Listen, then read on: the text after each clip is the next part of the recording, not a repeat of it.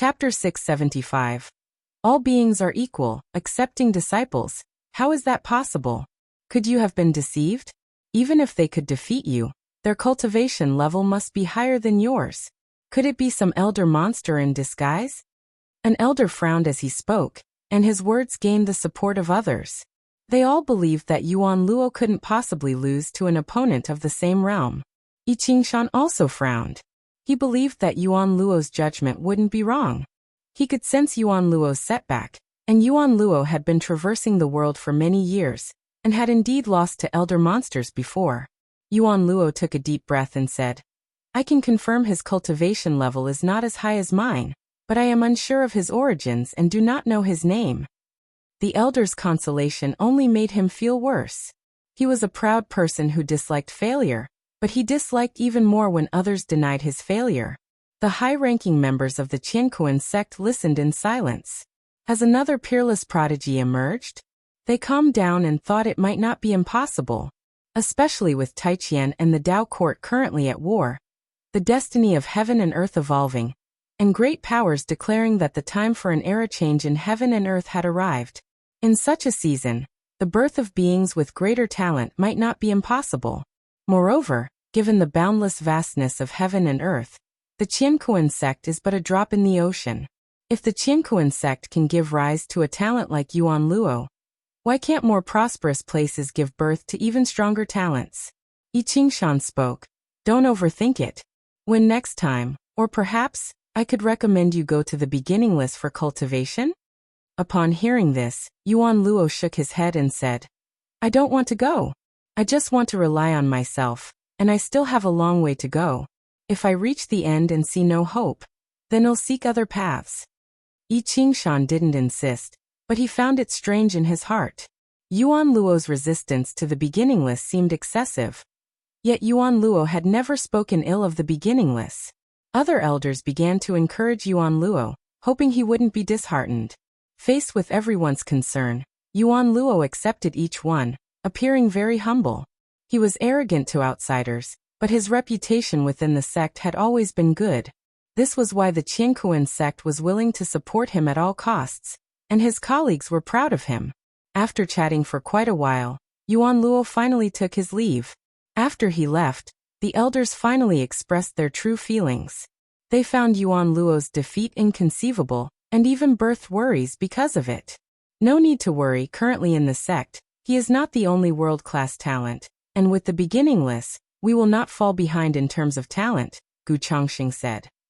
His words gained everyone's approval. Centuries of companionship were enough for them to trust the beginningless. Yi Qingshan followed up. The world situation is turbulent.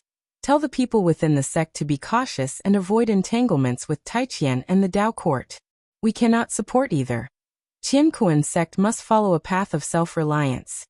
Whether it be the Taiqian dynasty or the Dao court, behind them are numerous eternal transcendent forces, making them more like allies. The Qiankuan sect's development is not as advanced as theirs, but each step is very solid, and the top level is still composed of their initial members. After receiving the orders, the elders began to discuss the world situation. The Taiqian dynasty's offensive is fierce, nearly reaching the Dao court's mountain gate, causing an uproar throughout the land. People realized the Dao court was no longer the undisputed world ruler, which led many ambitious individuals to start scheming. The Dao court's territory is vast, and its foundations are deep. Even a small piece is enough to make a sect soar. 1,000 years later, Emperor Tianhong returned to the Daoist field of the beginningless. He came immediately to visit Guan. Master, the person you asked me to mentor, he has died. I failed to protect him. Please punish me. Emperor Tianhong knelt behind Guan, his expression dejected.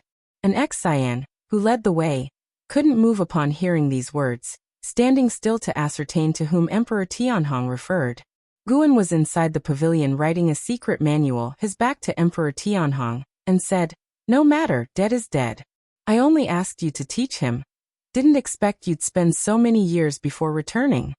That person was the reincarnation of the Tai immortal monarch.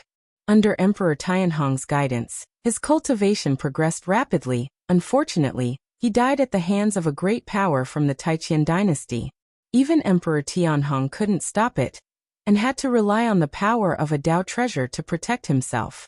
Having spent so many years together, Emperor Tianhong developed deep feelings for Tai. His heart filled with grief and self-blame. He even hoped Guan would seek revenge for Tai, but he restrained himself, knowing that his master had no obligation to intervene. In his eyes, his master didn't meddle in worldly affairs, only acting when faced with external threats. To the master, all living beings under heaven were of equal standing, and the master wouldn't favor anyone. Tai's death was ultimately a personal vendetta. He insisted on competing with talents from Taiqian for heavenly materials and earthly treasures, resulting in the intervention of the opponent's support. Emperor Tianhong also made a move, but the opponents were numerous, and he couldn't prevail. I didn't expect to mentor for so long and ultimately developed compassion. Emperor Tianhong sighed. Tai was his first disciple, and after spending so much time together, he inevitably became attached. Guan turned to look at him and said, "Cherish the feelings this experience brings you. As for Tai, he will reincarnate." "Really?" I clearly saw him utterly obliterated. Emperor Tianhong's eyes lit up as he asked excitedly. Guan smiled without speaking, leading Emperor Tianhong to speculate it was his doing, engendering feelings of gratitude within him. "Thank you, master. Thank you, master." Emperor Tianhong began to kowtow, exceedingly joyful. Guan looked at him with a silent sigh. Although he had awakened some memories of the immortal gods, he was still far from becoming a true immortal god. "Go and cultivate. As for Tai, I won't prevent you from encountering him again in the future, but you need not actively seek him now," Guan said. Hearing this, Emperor Tianhong felt even happier, hurriedly thanking Guan, then stood up, bowed to an Xian, and vanished from the spot. "Master, could that person called Tai really be the reincarnation of the Tai immortal monarch?" An Xian approached Guan and asked softly. "Yes, it's him. Aren't you afraid they, as two immortal gods, might collude?" "Rest assured they won't," Guan answered casually, casting a satisfied glance at his writing. An Xian inquired, "Master, do you think I could also take a disciple? I haven't truly taken a disciple before, and want to experience being a master." "Don't worry, I won't go out. I'll choose a disciple from within the Qiankuan sect." Guan shot her a glance and said, "You may take only one." An Xian was overjoyed and giggled. "Thank you, master. Rest assured, I won't carelessly choose. The disciple I take will certainly please you, and they won't bring shame to the beginningless." Guan raised his hand to ruffle her hair, smiling. "In truth, aptitude doesn't matter. If you meet a disciple you're fond of, and they're willing to accept you as a master, don't worry too much." Chapter 676. Wushi's Third Generation. Destiny fulfilled. After Guan agreed that an Xian could take on disciples, she eagerly headed to the Qiankuan sect. However, Anzin's standards were extremely high, and after going through the Qiankuan sect, she didn't find anyone suitable. Regarding this, she was not in a hurry, prepared to wait through the long years. She would either not accept disciples, or accept one who would be the strongest among the third generation of Wushiji disciples in the future. Although the third generation of Wusher has not yet appeared, the Wushiji disciples have already begun to prepare eagerly. The once-in-millennium sparring already couldn't satisfy them, especially after the Blood Prison Great Saint and an Xian took the lead. Other disciples began to contemplate other ways to surpass them. Guan not only had strong personal strength, but also his ability to cultivate disciples was evident to all, and naturally, the disciples wanted to emulate him. Upon hearing that an Xian was allowed to take disciples, other disciples in the dojo also approached Guan, hoping to take on students. Currently, aside from an Xian, only Celestial Demon Child, Celestial Cyan, Tianbai, Blood Prison Great Saint, Ghost Mother of Ephemera, Emperor Tianhong, Shenzhen, and Jiangshi remained in the dojo. Chen Chuan, LV Xian, and Xingtian had not returned until now. They had already established sects outside, and could only occasionally come back to visit. As for the competition among the disciples, Guan did not intervene, as long as it wasn't malicious competition. After all, in the long years, there needed to be some fun to pass the time apart from cultivation. Time passed in a flash, and another 10,000 years went by. An Exion still hadn't taken any disciples, and because of this, the other disciples were not in a hurry either. They adhered to the rules secretly, as an Exion was the senior disciple, and her disciple should be the leading disciple among the third generation. Moreover, they required a standard. Being the first to take a disciple would easily become a reference for others. With so many geniuses in the world, who could guarantee their disciples would be the strongest? But if others had already taken disciples, they could make comparisons. In these 10,000 years, Guan had performed 6 lifespan projections, making his achievements in the Great Tao reach an exceedingly high realm. On this day, right after the Spring Festival, Guan came alone to the vast path of the Great Tao. The path of the Great Tao was vast and boundless, not in the form of a cosmic plane. It was lush and flourishing, with countless branches, each containing different Tao rules. The part of the path of the Great Tao he arrived at was considered the main trunk. The 3,000 Great Tao formed one vast Qi Sea, within which were continents and meteors, with no visible signs of life. Looking towards the overseas part of the Great Tao, darkness made everything here seem small. This time, Guan came to pioneer the primordial Tao Emperor. He hovered in the void, above the Qi Sea of the Great Tao, his heart-eye capable of seeing incredibly far distances. He saw some people searching for treasure, some trapped in Tao dilemmas, some fighting for the Taoist emperor, and some facing life and death separations. Not only the human race and demon race, but also many other races existed, some not even in the form of living beings, resembling souls or stars. All things fell into Gu An's eyes. And even as a Tao extreme Daoyuo immortal, he felt the boundless creation.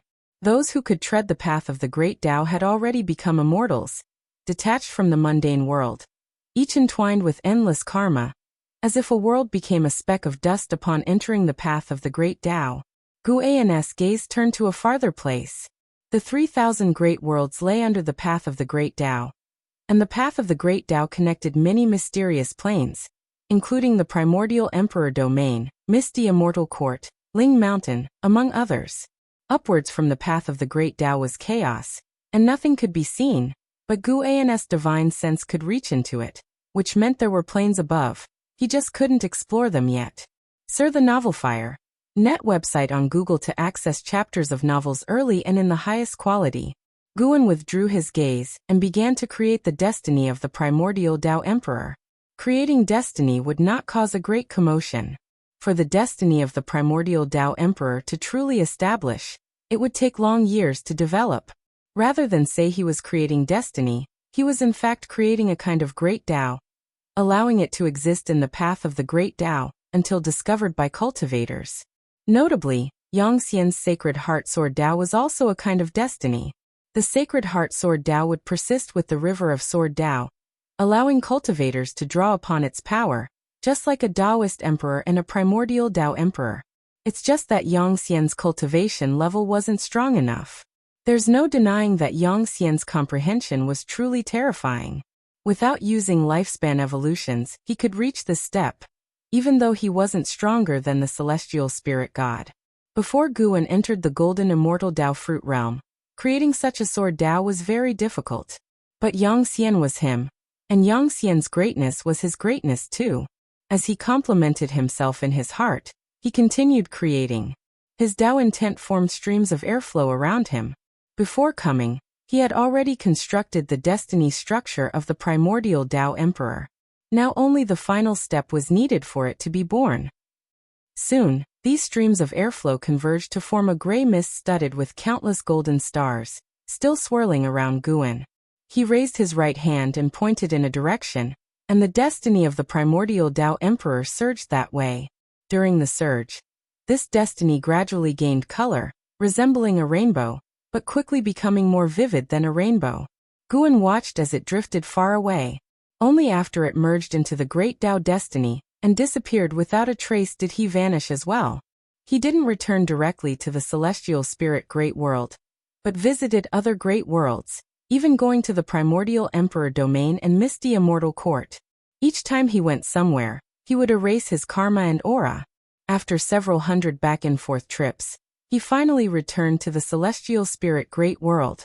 At this moment, It was still afternoon, with a bright and sunny day. Guan went to the gathering flower sect and met with Jiang Qiong. Upon hearing Guan's message, Jiang Qiong immediately set aside everything and came to meet him, even having her disciples prepare immortal brew and immortal food. The two met in a small pavilion on the mountain top, outside of which a vast sea of clouds resembled an earthly fairyland.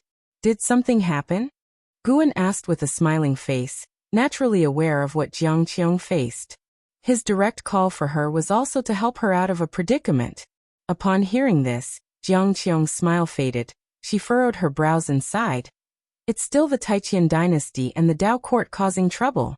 Taiqian is rallying all the sects and dynasties to divide Dao court's territory. Before Taiqian breaks Dao court, whatever territory the sects get will forever belong to them. But if they wait until Taiqian breaks Dao court, Taiqian will confiscate all the land in the world. The elders of our sect also want to get involved, but I don't think Taiqian will win. Why won't they win? Guan asked. Jiang Qiong gave Guan a sidelong glance and responded with irritation. Because the Taizong dynasty still exists, the Dao court won't annex the Taizong dynasty, but Taiqian will. Guan smiled helplessly. I have long been unrelated to the Taizong dynasty. The evolution of worldly affairs is not something I will interfere with. Really? Jiang Qiong didn't believe it, and her inner voice made Guan give her a glare. Guan fake coughed and said, I have an opportunity here. If you can grasp it, the Gathering Flower sect might become as strong as the Dao court in the future.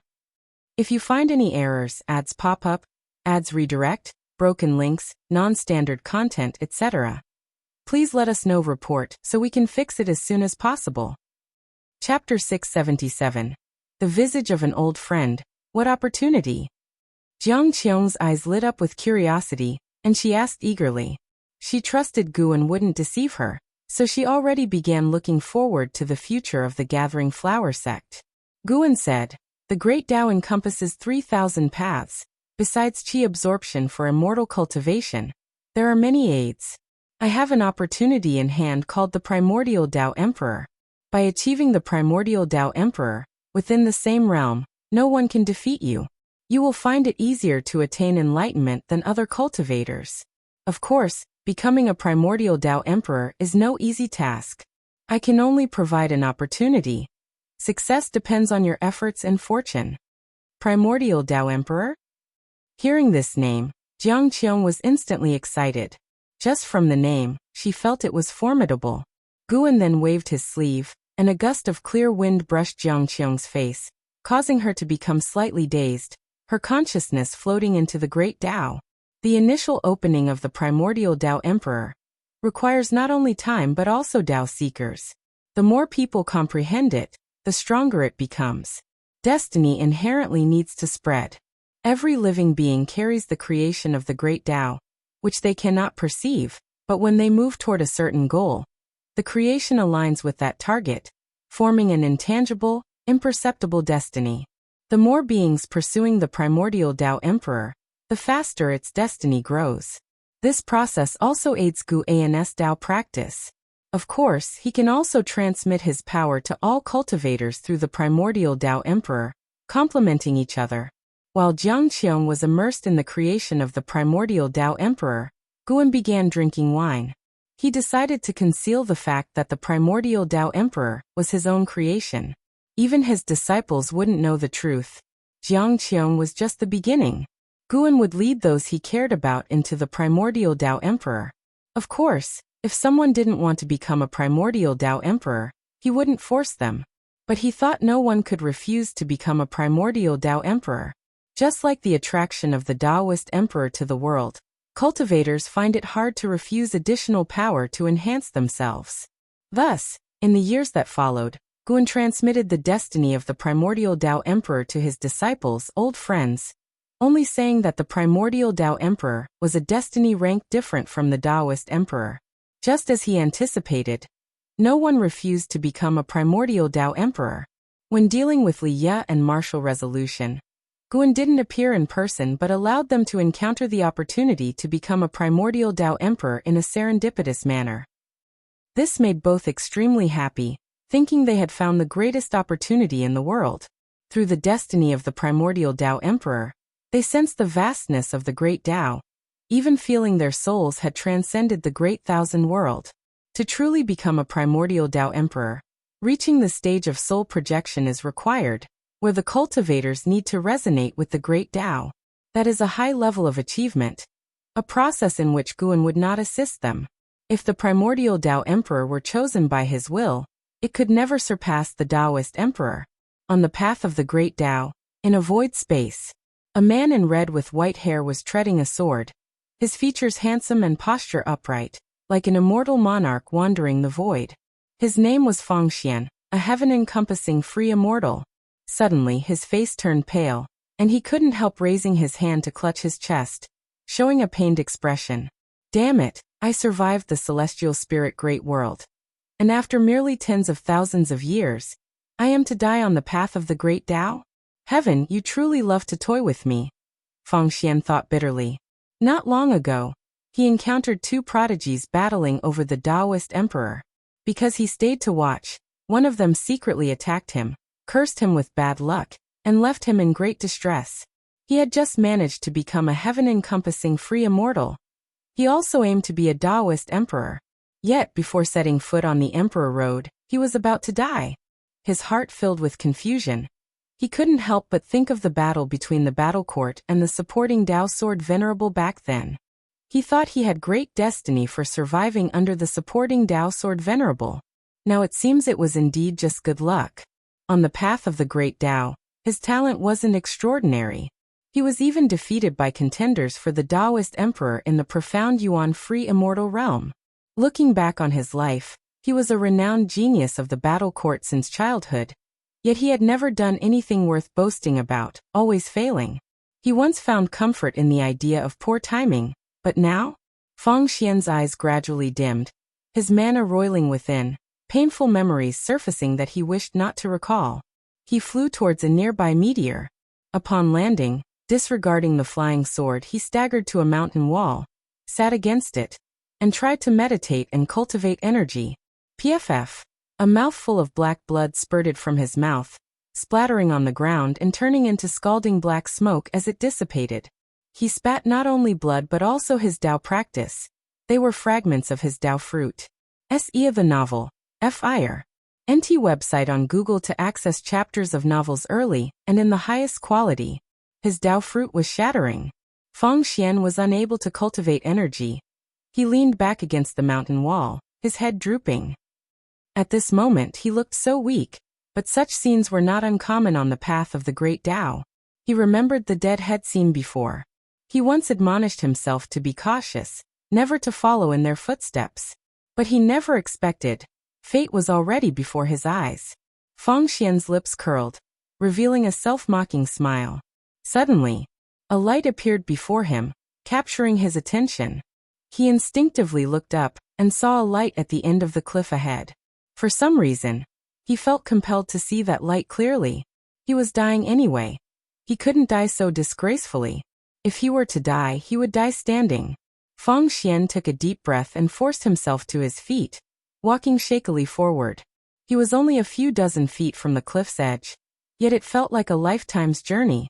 When he finally reached the cliff's edge, his chin was stained with black blood, his entire being appearing miserably tragic.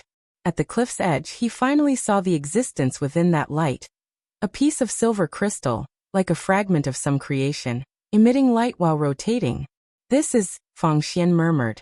As he recognized the silver crystal, his spirit condition surprisingly improved somewhat. He involuntarily raised his hand to touch the silver crystal. When his fingertip made contact with the silver crystal, a strong light burst forth, engulfing him in an instant. Supreme Sect, Third Medicine Valley. Under an old tree, Guan, transformed into a middle-aged cultivator, was playing chess with the nine-fingered divine monarch. Even though he had left the Supreme Sect for hundreds of thousands of years, because his sword intent atop the heaven-repairing platform had yet to disperse, many still came in pursuit of the supporting Tao sword venerable. Emperor Tianhong once came in the past. The Supreme Sect might not have been a top sect in the world, but its fame was immense. Guan's eyes slightly changed as he placed down the chess piece in his hand, somewhat surprised in his heart. Unexpectedly, this person has such fortune. Guan sensed someone stepping into the primordial emperor road of the primordial Tao emperor on the path of the great Tao. This person had some causal ties with him, being a cultivator from the battle court whom he had spared in the past. The cause and effect on the path of the great Tao are complex, especially concerning such destiny ranks as the primordial Tao emperor. Guan couldn't discern who in the future would become a primordial Tao emperor, so Feng Xian's success came as a surprise. It's truly a case of fate playing tricks, turning foe into friend. Sitting opposite Guan, the nine-fingered divine monarch stared at the chessboard, his brows furrowed tightly. He occasionally glanced up at Guan, then back at the board, thinking deeply. After a while, the nine-fingered divine monarch looked up at Guan and said, "This fellow Taoist, you remind me of an old friend." Guan chuckled and asked, "Who?" The nine-fingered divine monarch stood up, walked to the side, turned his back to Guan, and stroked his beard sentimentally, saying, "He was someone who disappeared almost 400,000 years ago. His chess skills were second only to mine. I see his style in you." Guan glanced at the board and internally scoffed. Is he trying to take this chance to end the game? If you find any errors, ads pop up, ads redirect, broken links, non-standard content, etc., please let us know. Report so we can fix it as soon as possible. Chapter 678. The Rise of the Emperor. The nine-fingered divine monarch began recounting his past with Guan, leaving out Guan's name entirely, and altering many parts of the story. Guan sat in front of the chessboard, patiently listening to the nine-fingered divine monarch boast. His thoughts drifted to the Supreme Sect. Currently, the Supreme Sect's sect leader is Yitsong. Under his leadership, the Supreme Sect has developed excellently, growing stronger year by year. The alliance between the Supreme Sect and the Taitsong dynasty has proven effective, with both sides brimming with zeal. Guan considered releasing the inheritance of the heaven-splitting axe. The inheritance contained within the heaven-splitting axe was long negligible, but the sword intent imparted by Guan was so powerful that no one could lift it. After laying the groundwork for hundreds of thousands of years, it was time to bestow the true inheritance of the heaven-splitting axe. Guan infused it with a special primordial Tao Emperor fortune, doing so without drawing any attention. As Guan had predicted, after finishing his story, the nine-fingered divine monarch wanted to drag Guan to the old residence of a deceased friend, ignoring the chess game he was about to lose. Thinking of how many times the nine-fingered divine monarch had lost to him, Guan let it slide. For the time being, Guan observed Feng Xian while dealing with the nine-fingered divine monarch. By the time he left, no one knew that the supporting Tao sword venerable had ever returned. Sar the Oval Fire. @ website on Google to access chapters of novels early and in the highest quality. The war between the Tao court and the Taiqian dynasty finally concluded, with the Tao court gaining the upper hand. After Zhao Rushan slew the Taiqian son of heaven, the Taiqian dynasty unraveled, descending into chaos akin to the human purgatory. This lengthy war, spanning many years, resulted in countless casualties. As the Taiqian dynasty's fortune dispersed, a blood mist lingered over the Taiqian land, refusing to dissipate for a long time. By slaying the Taiqian son of heaven, Zhao Rushan became renowned across the world, relinquishing the title of prodigy to become a hero recognized by all. Simultaneously, the spiritual energy between heaven and earth began to strengthen, birthing more creations, making immortal cultivation increasingly accessible. Time flew by. 50,000 years had passed since Guan infused the path of the great Tao with primordial Tao Emperor fortune. The Taiqian dynasty became an ancient legend in the human world, with a significant increase in free immortals. The limits of prodigies becoming increasingly exaggerated, and the world's order growing more intricate. Within the Tao court in Xiaolan's grotto heaven, Guan accompanied Xiaolan in cultivation while examining his attribute panel. Name: Guan. Lifespan: 445 for 92/31 076 970 562 704. Physique: primordial Tao creation body. Cultivation level: perfect Taoist Great Luo immortal realm. His lifespan was growing steadily, but it was still far from 1,000,000,000 years. Guan planned to attempt a breakthrough after reaching 1,000,000,000,000-year lifespan. Though the variables invading the celestial spirit great world were increasing over the years, none posed any threat to him, so he remained unfazed. These variables were normal. Any powerful great thousand world would attract visitors from outer heaven. The celestial spirit great world, while not yet strong, was in a phase of rapid development, attracting beings from other great thousand worlds and dimensions to explore opportunities. The Taiqian dynasty was supposed to perish within a few thousand years, but was extended by visitors from outer heaven for 10,000 years. Of course, it wasn't just the Taiqian dynasty that had help from outer heaven. The Dao court did too. The master of the Dao court, Yuan Songzi, originally hailed from another great thousand world. Xiaolon opened her eyes, gazing at Guan and sighed. Brother Gu, I still can't achieve the level of projection. It's too difficult. Although the primordial Dao Emperor doesn't require fighting like the Taoist Emperor, the difficulty is no less. Guan sat on a tree, playing with the seven-star mirror, smiling. Precisely because it's difficult, it proves its strength. Why rush? You have plenty of years to try. Xiaolon took a deep breath and curiously asked, Brother Gu, how many years did it take you to become a primordial Dao Emperor? About 1,000,000 years. Guan replied casually. Hearing this number, Xiaolon felt relieved yet despaired. 1,000,000 years. Even if her talent was greater than Gu An's, wouldn't it take her at least 500,000 years? She felt a bit exhausted. She stood up and said, Brother Gu, how about we go out and have a look around? Guan jumped down from the tree, pocketing the seven-star mirror, and walked toward Xiaolon. What's so good about that mirror that you always carry it with you? Xiaolon couldn't help but ask. Her divine sense once peeked at the seven-star mirror, but found nothing unusual about it. Guan replied, I'm the only one who knows its value. Xiaolon rolled her eyes. Luckily, the mirror hadn't become sentient, or she would have been more suspicious. Guan accompanied Xiaolon out of the grotto heaven, his attention once again focusing on the path of the great Tao.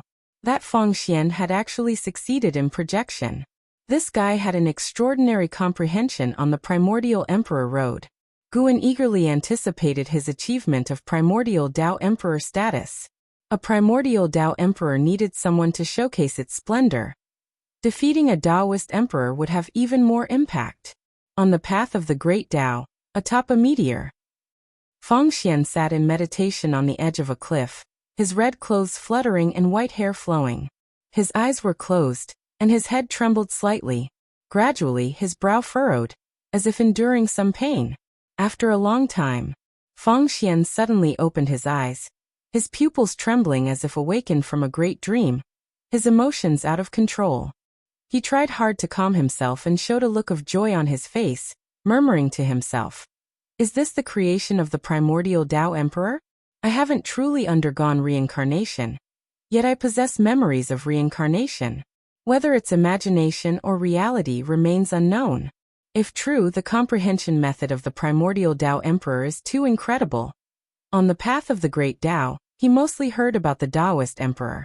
Although there were other fortune levels, none could compare to the Taoist Emperor. The primordial Dao Emperor was different. The mere hundreds of reincarnation memories he received just now left him astounded. He could feel that the real time had not passed for so long. If he could undergo multiple reincarnation enlightenment sessions, his cultivation breakthrough speed would exceed the previous method. With this thought, Fengxian's heartbeat began to quicken. Primordial Dao Emperor. I never heard of it before. Even if other primordial Dao Emperors exist, they must be few, far fewer than the Taoist emperors. This will be the greatest opportunity of my life. Fengxian's excitement grew. He closed his eyes, carefully recalling the insights from his prior reincarnation experiences. At the same time, in another void space on the path of the great Tao, a black-armored lion demon arrived beneath a great tree. His form was humanoid yet burly, his head retaining the original shape, with a mane reaching his waist, exuding a strong sense of oppression.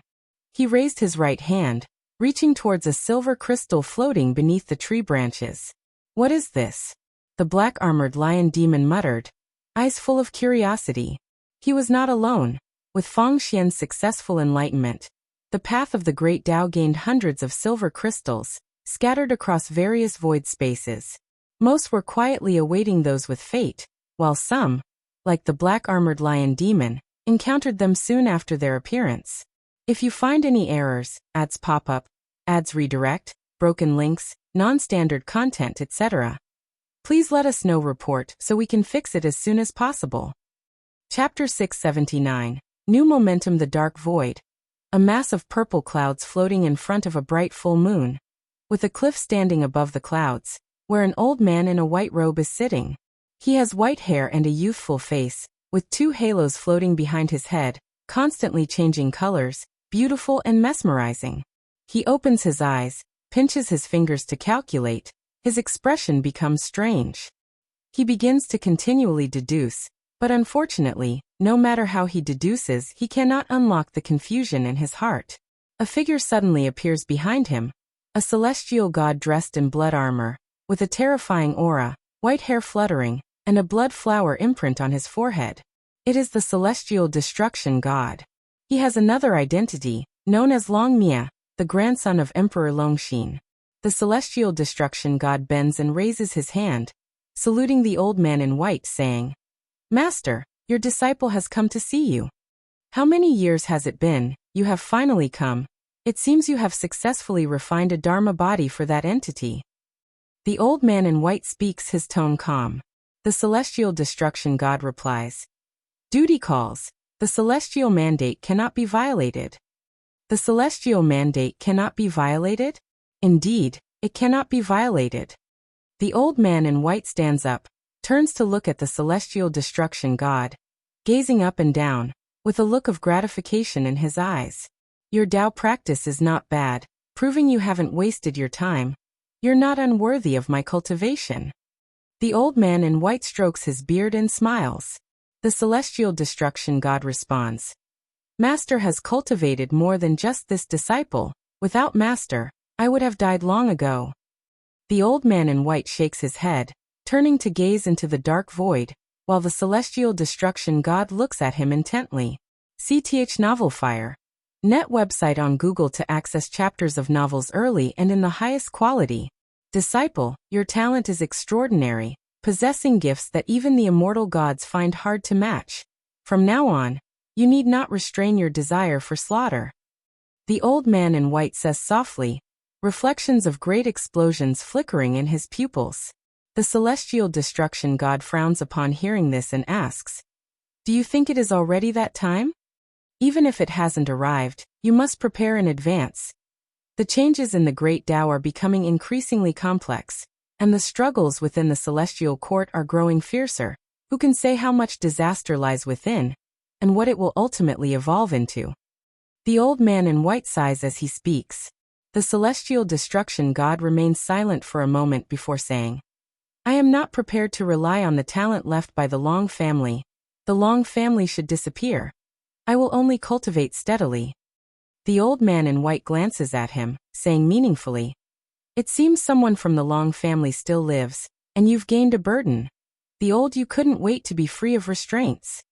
The celestial destruction god replies, "Indeed, some still live, but they have cut ties with the past. I simply do not wish to follow the old path of the Long family, growing stronger through slaughter. To me, that is not the righteous Tao." Hearing this, the old man in white chuckled, shifting his gaze back to the void. "Before returning to the celestial court, take a trip along the path of the great Tao. There is new fortune born there. What exactly it is, you shall explore for yourself." The old man in white instructed. The celestial destruction god agreed, saluted him, and then vanished from the spot. Only the old man in white remained on the cliff, standing in front of the bright moon, his figure appearing desolate. Who will be the next celestial emperor? Is this truly just a battle for the celestial emperor? The old man in white muttered to himself. With no one able to answer him, he was questioning himself. Taoist field of the beginningless. Another 10,000 years have passed since Feng Xian's first reincarnation projection successfully appeared. The human world has ushered in a new prosperous age, with the 100 sects vying for supremacy, yet neither the Qiankuan sect nor the Supreme sect, despite their strengthening, were able to enter the ranks of the 100 sects of the world. Over the years, besides daily life, Guan is most concerned with the fortune of the primordial Tao Emperor. Currently, over 300 cultivators are pursuing the primordial Tao Emperor along the path of the Great Tao. More than 1,000 have encountered this opportunity, some perishing in the recent 10,000 years, others giving up on this opportunity. Generally speaking, having over 300 cultivators striving for the primordial Tao Emperor, this destiny is considered to be formed. Although the primordial Tao Emperor does not seek quick strength through victory, the reincarnation projection speeds up cultivators' advancement, possibly resulting in the emergence of the first primordial Tao Emperor within hundreds of thousands of years, which piques Gu An's curiosity. Who exactly will it be? Feng Xian was the first to begin, but new talents have emerged along the path of the Great Tao, with momentum surpassing his. As for the Tao seekers in the celestial spirit great world, they were all acquaintances of Guan. Their natural abilities did not match the prodigies of the path of the Great Tao, and Guan would not show favoritism towards them on the primordial Emperor road, as they almost certainly could not become the first primordial Tao Emperor. On this day, within the Taoist field of the beginningless, Guan plays the flute while watching the celestial battle in the sky. He creates a barrier field, allowing the Blood Prison Great Saint and an Exian to engage in combat, with Shenzhen the celestial demon child, celestial Cyan, Tianbai, Jiangshi, ghost mother of ephemera, Emperor Tianhong, and the white spirit rat watching nearby, their hearts surging and discussing continuously. Why has the Blood Prison Great Saint stopped again? Could it be he's fallen under an illusion technique? An Exian is formidable. It feels like she's toying with the Blood Prison Great Saint. Ha ha ha, don't let him hear you say that, he'll hold a grudge.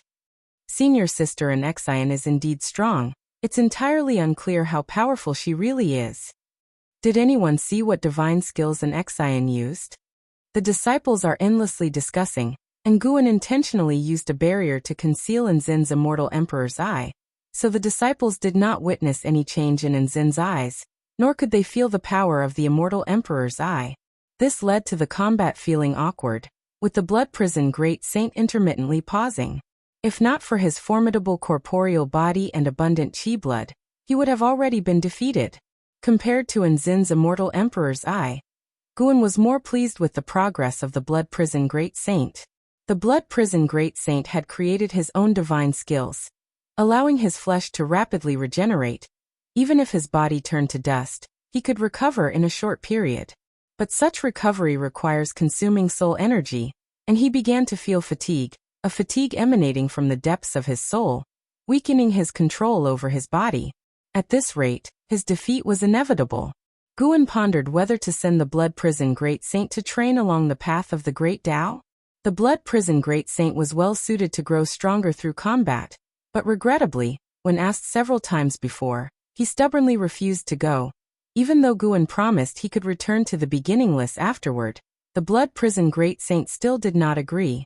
If the Blood Prison Great Saint were assigned to tasks in the human world, he would go, but the path of the Great Tao is far away, and he always felt that once there, returning shortly would be difficult. No, it wouldn't work. He must be made to go out and train for 100,000 years before returning. Guan thought silently.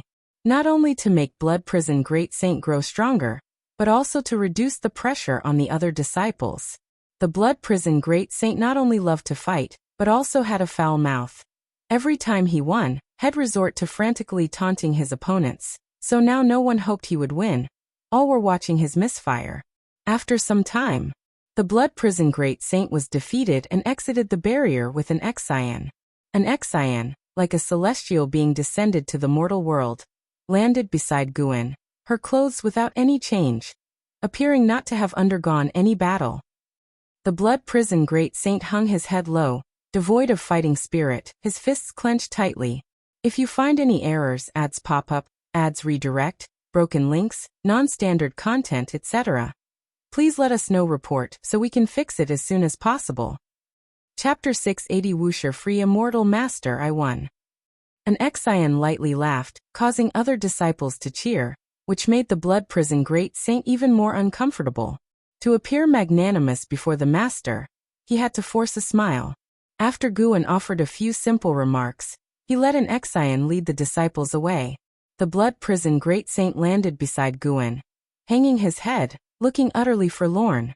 After the aura of an Exian and the others faded into the distance, he gritted his teeth and said, "Master, next time I will definitely win it back."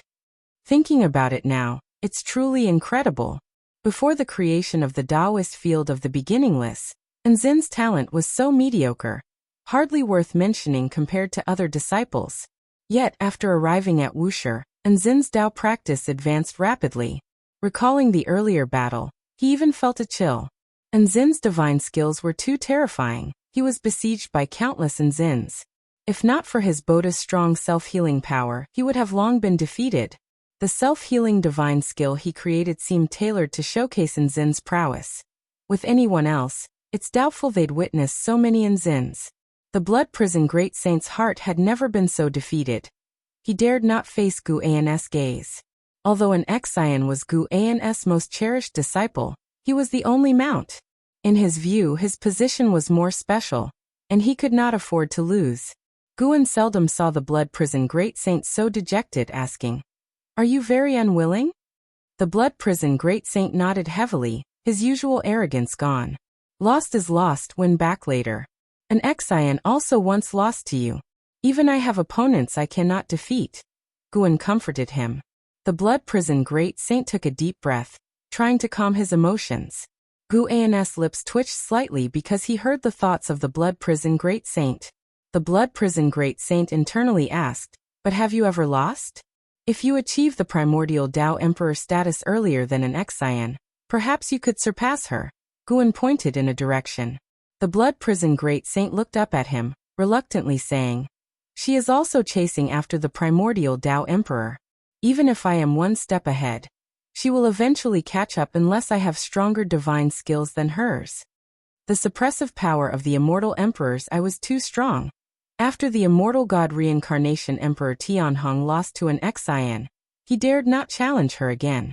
Only by truly facing Enzin's immortal emperors I can one feel that despair. That may not be the case. The divine skills you have created have limitless potential. You just haven't thoroughly explored them. In fact, I have the most confidence in you. But don't tell the other disciples this," Guan said earnestly. Hearing this, the blood prison great saint was instantly excited, his eyes even glistening with tears. These words at this moment gave the blood prison great saint a great encouragement. He swept away the feelings of loss and confusion, becoming full of fighting spirit. He believed his master would not deceive him. "Master, I definitely will not disappoint you," the blood prison great saint promised, also pledging to himself. Guan followed up. "I want to send you to the path of the great Tao for training. Strive to become the first primordial Tao Emperor of Wusher, and once you achieve it, you can return." Upon hearing this, the blood prison great saint's excitement calmed down. He did not immediately agree, appearing hesitant. He feared that after he left, Guan would adopt another mount. Not to mention, Celestial Cyan and Tian Bai were eyeing his throne. Guan didn't comfort his concerns, joking that if he wanted to take a mount, would he need the blood prison great saint's permission? "I am very interested in the origins of the primordial Tao Emperor and the Taoist Emperor. You must not only grow stronger but also collect information on both. And when you return, I will help you perfect your divine skills," Guan said solemnly. Seeing his serious demeanor, the blood prison great saint dared not refuse, and could only agree. Guan let him rest for a few days, and then would send him to the path of the great Tao. Embracing this arrangement, the blood prison great saint began to look forward to the path of the great Tao. What kind of place is it? He must make a great name for Wusher. The blood prison great saint thought his master might really send him, allowing him to build rapport along the way. However, once he was ready, the master simply waved his sleeve and sent him to the path of the great Tao. So this is how he's sent. The blood prison great saint's senses were rendered useless. He tightly closed his eyes, thinking bitterly. After a while, he felt his feet touch solid ground, his senses quickly returning to normal, and as he opened his eyes, his pupils widened. Before him was a magnificent Tao intent Chi Si, vast and boundless. He stood upon a meteor, feeling so small, with the darkness beyond the Tao intent Chi Si appearing terrifying. as though it could swallow him at any time. What a majestic Tao intent! The blood prison great saint murmured, the last bit of resistance in his heart disappearing completely. In such a place for cultivation, he might truly surpass an Xian again. Search * the Novelier. NET website on Google to access chapters of novels early and in the highest quality. The departure of the blood prison great saint left a quieter atmosphere in the Taoist field of the beginningless. Upon learning that had been sent by Guan to the path of the great Tao for training, everyone felt a sense of crisis. When the blood prison great saint returns, he will surely be more arrogant. Though they could no longer compete with the blood prison great saint, they did not wish to be mocked for their increasing gap. Thus, the Taoist field of the beginningless entered a period of secluded cultivation. The human world was also changing. As more and more sects rose, the Tao court's suppressive power declined. Their control over the outer heaven was broken, and the sects of the human world sent disciples to the outer heaven for training, ushering in the first outer heaven craze of the new era. Reaching the outer heaven immortal stage allowed one to go to the outer heaven, but previously, due to the Tao court, cultivators found it difficult to venture there. As more cultivators went to the outer heaven, its stars began to be claimed. Some fled to the outer heaven, some opened little worlds or dojos there, and some even established sections. The human world was experiencing a flourishing era not seen in a million years. In this context, 100,000 years passed like pages in a book, leaving no trace. In those 100,000 years, in the Taoist field of the beginningless, besides the ghost mother of ephemera, the weakest cultivation level was Tao void profound immortal realm, and an Xian was the first to reach the Zizai immortal realm, becoming the first free immortal among Wuxi's disciples. A 55,000-year-old free immortal, how dazzling! However, Enzin's reputation did not spread in the human world, but Emperor Tianhong could use her as a comparison to the world's prodigies, making him feel incredulous while also motivating him to cultivate harder. In the 2nd century after breaking through to Zizai Immortal, an Xian finally selected a favored disciple. She brought back a 6 or 7-year-old boy to the Taoist field of the beginningless, hoping Guan could bestow a name. This child did not come from the Qingkuan sect, but was an orphan from the 9-spirit continent, whose parents were killed by a demon beast. Had it not been for Enzin's intervention, he too would have perished. This experience reminded Guan of an Hao from back then. Let's call him Enzizai. Guan looked at the timid boy hiding behind an Xian murmuring. An Xian asked with a smile. Is it because I've just reached the Zizai immortal realm? Guan shook his head saying, I just hope he's different from your senior brother, free from many burdens, and I hope in this life he can live freely and for himself. If you find any errors, ads pop up, ads redirect, broken links, non-standard content, etc., please let us know report so we can fix it as soon as possible. Chapter 681. Vile ancestor, carefree and at ease, huh? An Xian murmured to herself, thinking of an Hao, her mood somewhat heavy. When she was a child, her parents were eaten by demons. If an Hao hadn't desperately protected her, she would have died too. In her heart, an Hao was like her own brother. Even though they only depended on each other for a few years, before an Hao soared far away, she constantly thought of him. An Hao was like an eagle, never stopping, always soaring high, with missions constantly appearing in his path, ultimately dying for all living beings. In this life, he was reincarnated as Tian Hao, yet he had to head to the misty immortal court for the sake of the celestial spirit great world. After knowing An Hao's destiny, An Shengtian no longer resented this primordial ancestor. Instead, he took An Hao as a goal, wanting to surpass An Hao to prove that An family's descendants were not a burden on An Hao. Young Enzizai did not yet understand the meaning of his name. When an Xian fell silent, he couldn't help but shout to Guan, I have a name, I don't want to be called Enzizai. Guan asked with a smile. Then what's your name? My mother calls me Little Spring. You can keep that name. People can have more than one name. Guan's words made Enzizai feel much more relaxed. For some reason, being renamed made him very nervous, as if he was being sold. At this time, Shenzhen, the celestial demon child, and others arrived one after another, curious about Enzin's disciples' talent.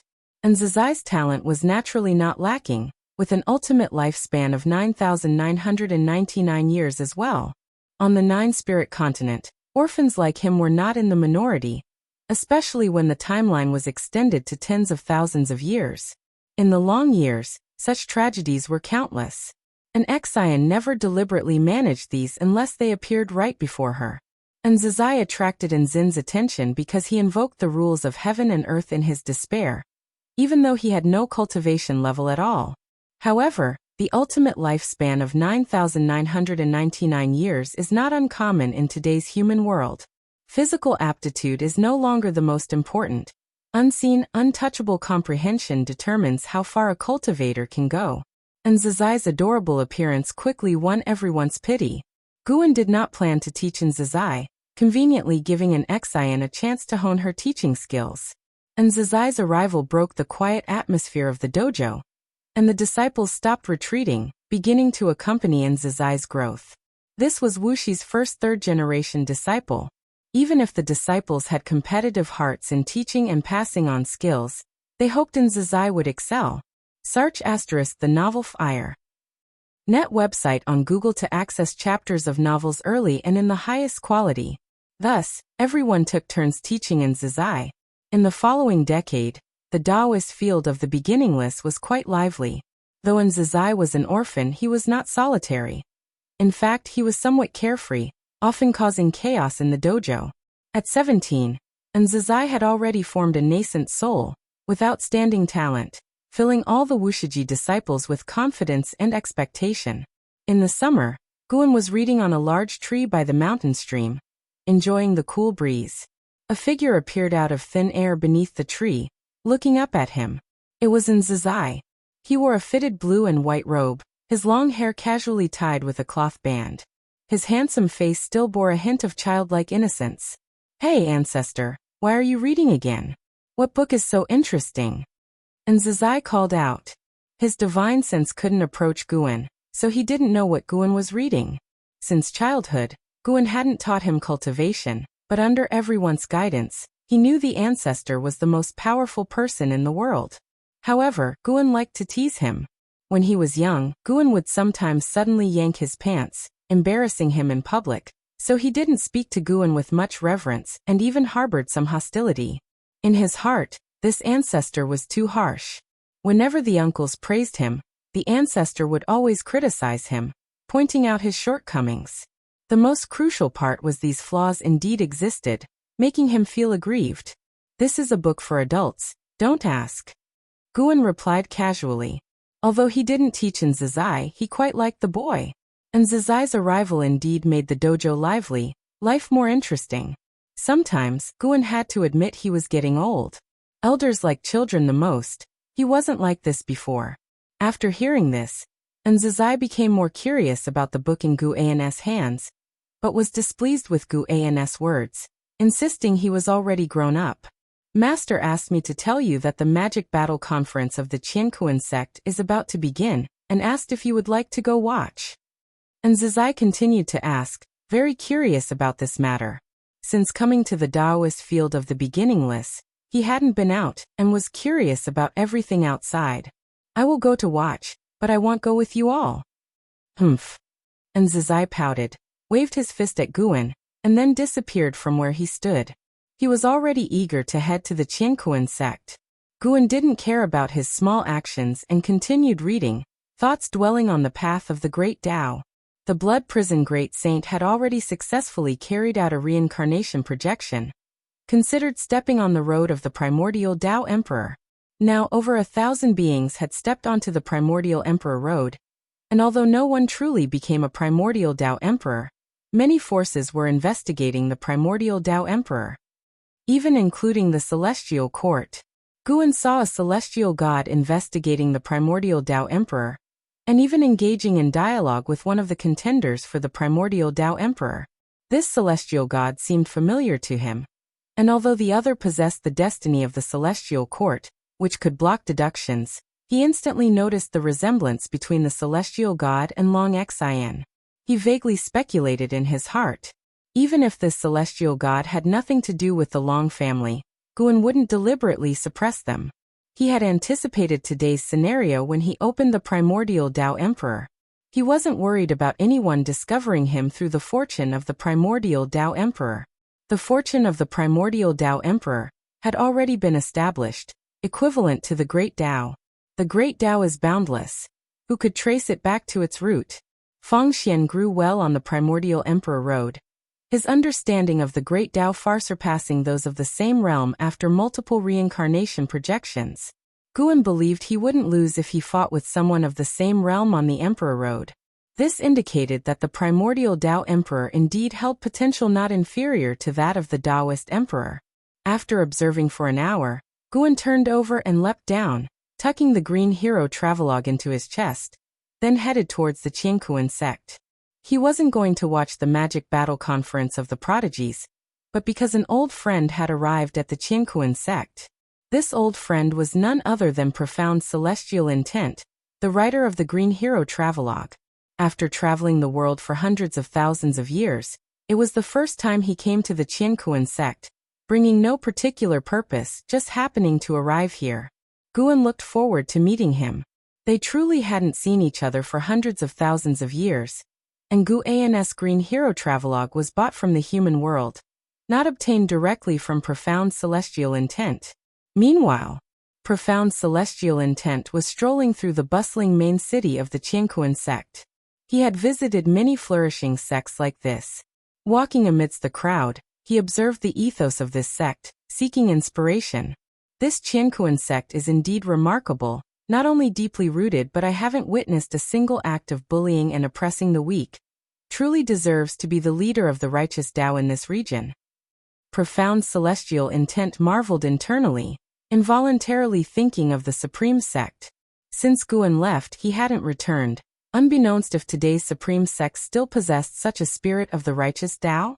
If you find any errors, ads pop up, ads redirect, broken links, non-standard content, etc., please let us know. Report so we can fix it as soon as possible.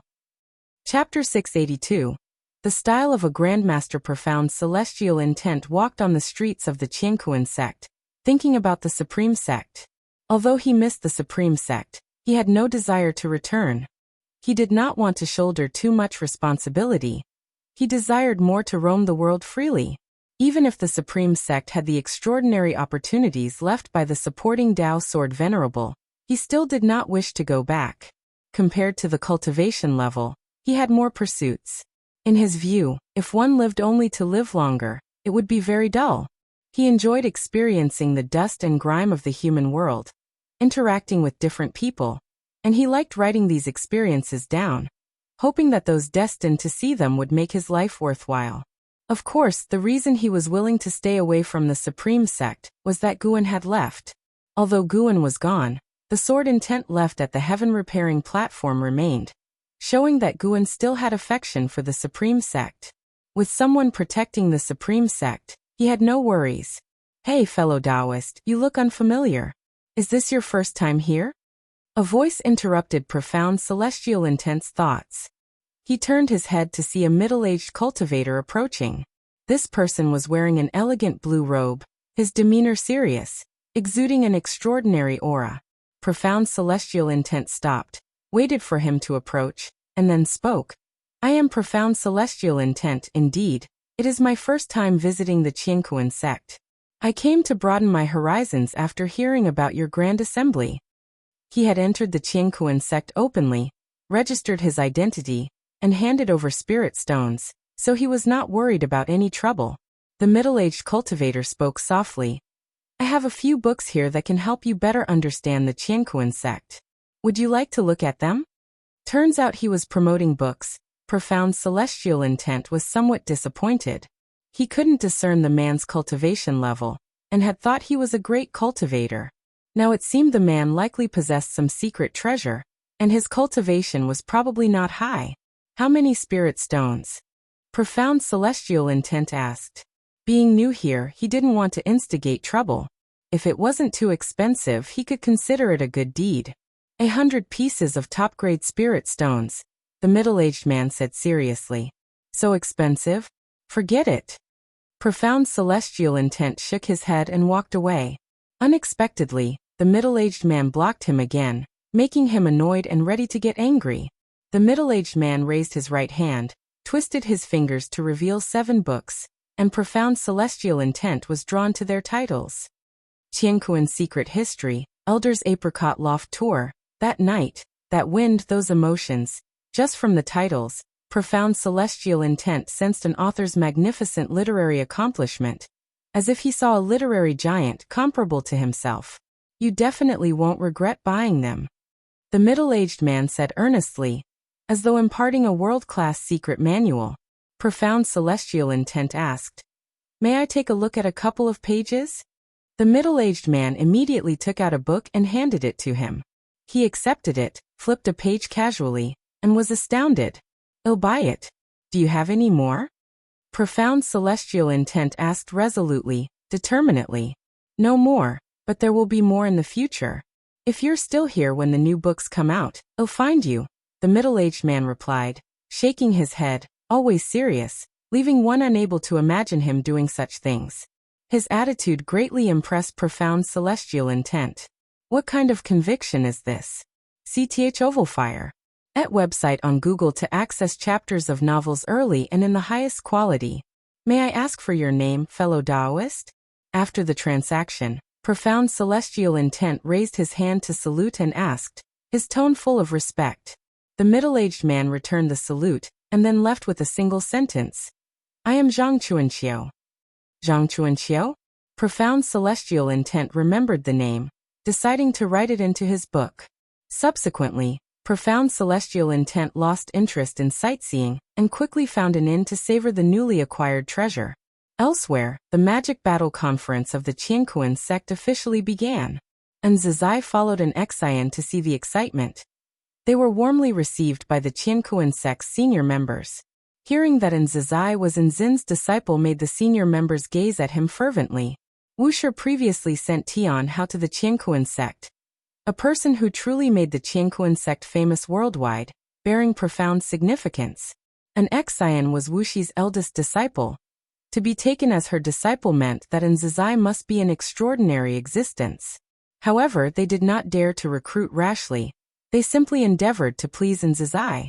In the pavilion observing the battle, Yuan Luo sat on a chair, looking far towards the pavilion where the elders gathered. His eyes landing on Zizai, frowning slightly. He naturally recognized an Xian and respected her greatly. In his youth, an Xian had even given him a spell. Yet seeing the elder's attitude made him somewhat unhappy. The Qianquan sect was fine everywhere except for a lack of confidence, always needing Wuxi's assistance. The 20 prodigies previously sent by Wuxia were indeed strong. A few even made him troubled, but these people stuck together and never truly integrated into the Qianquan sect. Sometimes, he worried they might betray them. In his view, where in this world is there perpetual giving? Why did Wuxia help the Qianquan sect so much? If in the future, Wuxia needed reciprocation, how could the Qianquan sect refuse? Always relying on others, when can they become independent? The Tao court is like this, with too many factions, always clashing, unable to truly rule the world. Sometimes, one decision stirs internal debate for decades, centuries, and even the master of the Tao court lacks absolute power. Yuan Luo noted Zizai's appearance, and Zizai seemed to sense something, turning to look at him. Their eyes met in the distance, and Yuan Luo quickly averted his gaze. Zizai frowned slightly, feeling uncomfortable under Yuan Luo's stare. That person's name is Yuan Luo. He was once our Qianquan sect's top genius, quite remarkable. I can have him teach you divine skills. Yi Qingshan said to Zizai beside him, smiling. Sitting beside the sect hierarch, such treatment stirred not only Yuan Luo's interest. Many disciples discussed Zizai's background. Zizai shook his head. Thank you, sect hierarch, for the offer, but I have my master and martial uncle's guidance, no need to trouble you. His words shook Yi Qingshan and the senior members. So many of Wuxi's disciples teach him? It seems Wuxia intends to nurture him heavily. This intensified the senior members' desire to recruit Zizai. They wouldn't doubt Wuxia but instead believe Zizai's future was boundless, destined to become renowned worldwide. LV Xian, Chen Chuan, and Sheng Tian already had world-renowned names. This young man was likely to surpass these three, and Zizai felt uncomfortable with their gazes, so he could only direct his attention to the ongoing combat ahead. In the dim void, countless meteors drifted, while afar nebulas shifted their forms, wondrously beautiful. Fangxian, clad in red, walked on a sword, his robe fluttering, embodying the grace of an immortal. Fangxian's gaze was forward, his eyes calm, but his heart was slightly anxious. I wonder what the peers will think of me. Fangxian journeyed to this void, sensing the destiny of the primordial Tao Emperor here. Not the true primordial Tao Emperor, as the destiny was lesser, but close. He had studied the primordial Tao Emperor for many years, encountering a bottleneck now, urgently wishing to exchange insights with others.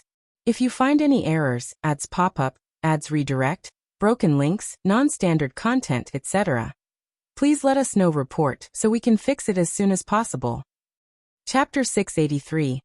The most idle person. Fangxian journeyed through the meteor ocean, feeling the increasingly intense destiny unique to the pursuers of the primordial Tao Emperor, which made his heart more uneasy. On the path of the great Tao, cultivators pursuing the Taoist Emperor would fight upon meeting. He wondered if those chasing the primordial Tao Emperor would do the same? To become the primordial Tao Emperor, there is no need to kill each other, which is why he dared to come. But the path of the great Tao has no rules, and there will always be those who recklessly act, so he cannot guarantee that such interactions won't cause him trouble. Regardless, he had already come. Fangxian released his aura, wanting to let the other party sense him. Do you also wish to become the primordial Tao Emperor? A voice came from ahead, surprisingly that of the Blood Prison Great Saint. In the depths of the void, the Blood Prison Great Saint sat in meditation on a meteor, eyes open, looking towards the direction Fangxian flew from. Appreciation showed in his eyes, not just because Fangxian was a kindred spirit, but also because Fangxian's attire suited his taste. I am Fangxian, indeed wishing to become the primordial Tao Emperor. I hope I haven't disturbed you, fellow Taoist. Fangxian's voice came with a tone of anticipation. He did not immediately approach the Blood Prison Great Saint, but maintained a safe distance. The Blood Prison Great Saint stood up, gazing from afar at Fangxian, scrutinizing him. Fang Taoist, I did want to meet other kindred spirits. Would you come over for a chat? The Blood Prison Great Saint responded, his tone somewhat warm, making Fangxian breathe a sigh of relief. The Blood Prison Great Saint had long wanted to converse with a kindred spirit, not for cultivation, but to complete the tasks assigned by his master. He came to the path of the Great Tao not only for cultivation, but also to gather intel on the Taoist Emperor and the primordial Tao Emperor. Fangxian appeared in front of the Blood Prison Great Saint out of thin air, raising his hand in greeting. The Blood Prison Great Saint smiled, warmly grabbing Fangxian's wrist and pulling him to sit down for a chat. Fangxian remained slightly vigilant, but as their conversation deepened, he grew fond of the Blood Prison Great Saint. The Blood Prison Great Saint began by sharing his insights without reservation, speaking boldly without probing Fangxian. Having lived until today, Fangxian had experienced a lot of deceit, and could discern that the Blood Prison Great Saint bore no scheming, only infinite curiosity about the primordial Tao Emperor. He too was filled with curiosity about the primordial Tao Emperor, feeling he could enjoy a pleasant rapport with the Blood Prison Great Saint. After the Blood Prison Great Saint finished sharing his insights, Fangxian too spoke without reservation, which also gained the Blood Prison Great Saint's favor. This person is good, can befriend. This was the Blood Prison Great Saint's sentiment. Having been on the path of the Great Tao for so many years, he felt lonely, long wanting someone to talk to. The two felt an instant connection, lamenting not having met earlier. When the Blood Prison Great Saint revealed he came from the celestial spirit Great World, under the primordial sword master, Fangxian was shocked, which puzzled the Blood Prison Great Saint, who inquired about it. After hesitating for a moment, Fangxian disclosed his origin. Upon hearing that Fangxian was once a battle court disciple and participated in the attack on the celestial spirit Great World, later being exterminated by the supporting Tao Sword Venerable, the Blood Prison Great Saint couldn't help but laugh. Just when Fangxian thought the Blood Prison Great Saint would mock him, the Blood Prison Great Saint laughed and said, "The fact that you survived under my master's hand means you weren't meant to die. although it must be confessed that my master showed mercy. To be honest, I've had the same experience as you. Feng Xian was surprised, not expecting the blood prison great saint to have had a similar experience. He immediately inquired about his past, and the blood prison great saint began to recount his tale. Knowing that the blood prison great saint came from the mortal world, nearly killing the supporting Dao Sword Venerable's disciple after ascending, and was eventually subdued by the Sword Venerable, gaining an unprecedented opportunity, made Feng Xian hold the supporting Dao Sword Venerable in even greater esteem. Let alone, in that battle, the supporting Dao Sword Venerable really could have annihilated all battle court beings. This supporting Dao Sword Venerable was truly merciful, a deservedly enlightened great power.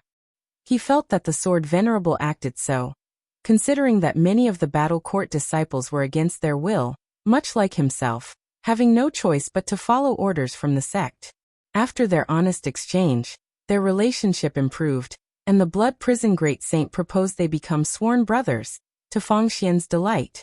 They immediately knelt and swore to the supporting Dao Sword Venerable and the Great Dao, which left Guan at the Taoist field of the beginningless both laughing and crying. Karma is indeed interesting. Although he could not predict how the primordial Dao Emperor would develop, he could precisely forecast the futures of the blood prison great saint and Feng Xian.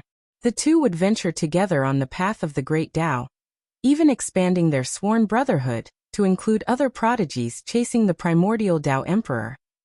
Eventually, the blood prison great saint would bid farewell to his brothers and return alone to the celestial spirit great world, while Feng Xian and the others would continue to make a name for themselves on the path of the Great Dao, with their future being immeasurable. Millennia passed swiftly. One day, in early summer, Guan was fishing in the dojo, holding a fishing rod in one hand and a book in the other. A new work by Profound Celestial Intent. Through his minor manipulations, Profound Celestial Intent remained in the Qiankuan sect, waiting for more books to appear before him, unaware that these books contain Dao intent, causing Profound Celestial Intent to frequently achieve enlightenment, and steadfastly decide to linger a while longer. Yes, just linger a little longer. He's destined to roam the earth. CTH Novel F. Iyer. Net website on Google to access chapters of novels early and in the highest quality. With this mindset, Profound Celestial Intent eagerly anticipated more works from that mysterious author. Even if it meant waiting 100 years for a book, he thought it worth it. As Guan enjoyed a peaceful moment of relaxation, a figure appeared behind him. Ancestor, Master won't let me go out, fearing that if I leave, I won't return. But I just want to go out for some experience, and I will come back eventually. And Zizai said aggrievedly, his temperament still youthful at 1,000 years old, because he had yet to experience life's trials, and he knew this, hence his desire to gain experience, just like the prodigies of the Qiankuan sect. Guan, with his back turned to him, responded casually, "You underestimate the hold of the mortal world. Once you go out, you might not return. I can't make this decision.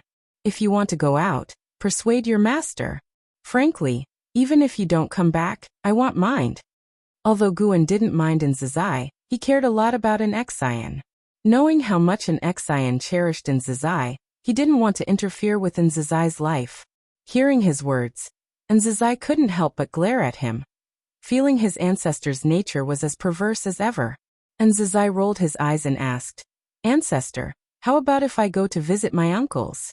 LV Xian and the others were far from the Nine-Spirit continent, a journey long enough for him to gain experience. "Ask your master." "Can you just speak a little bit for me?"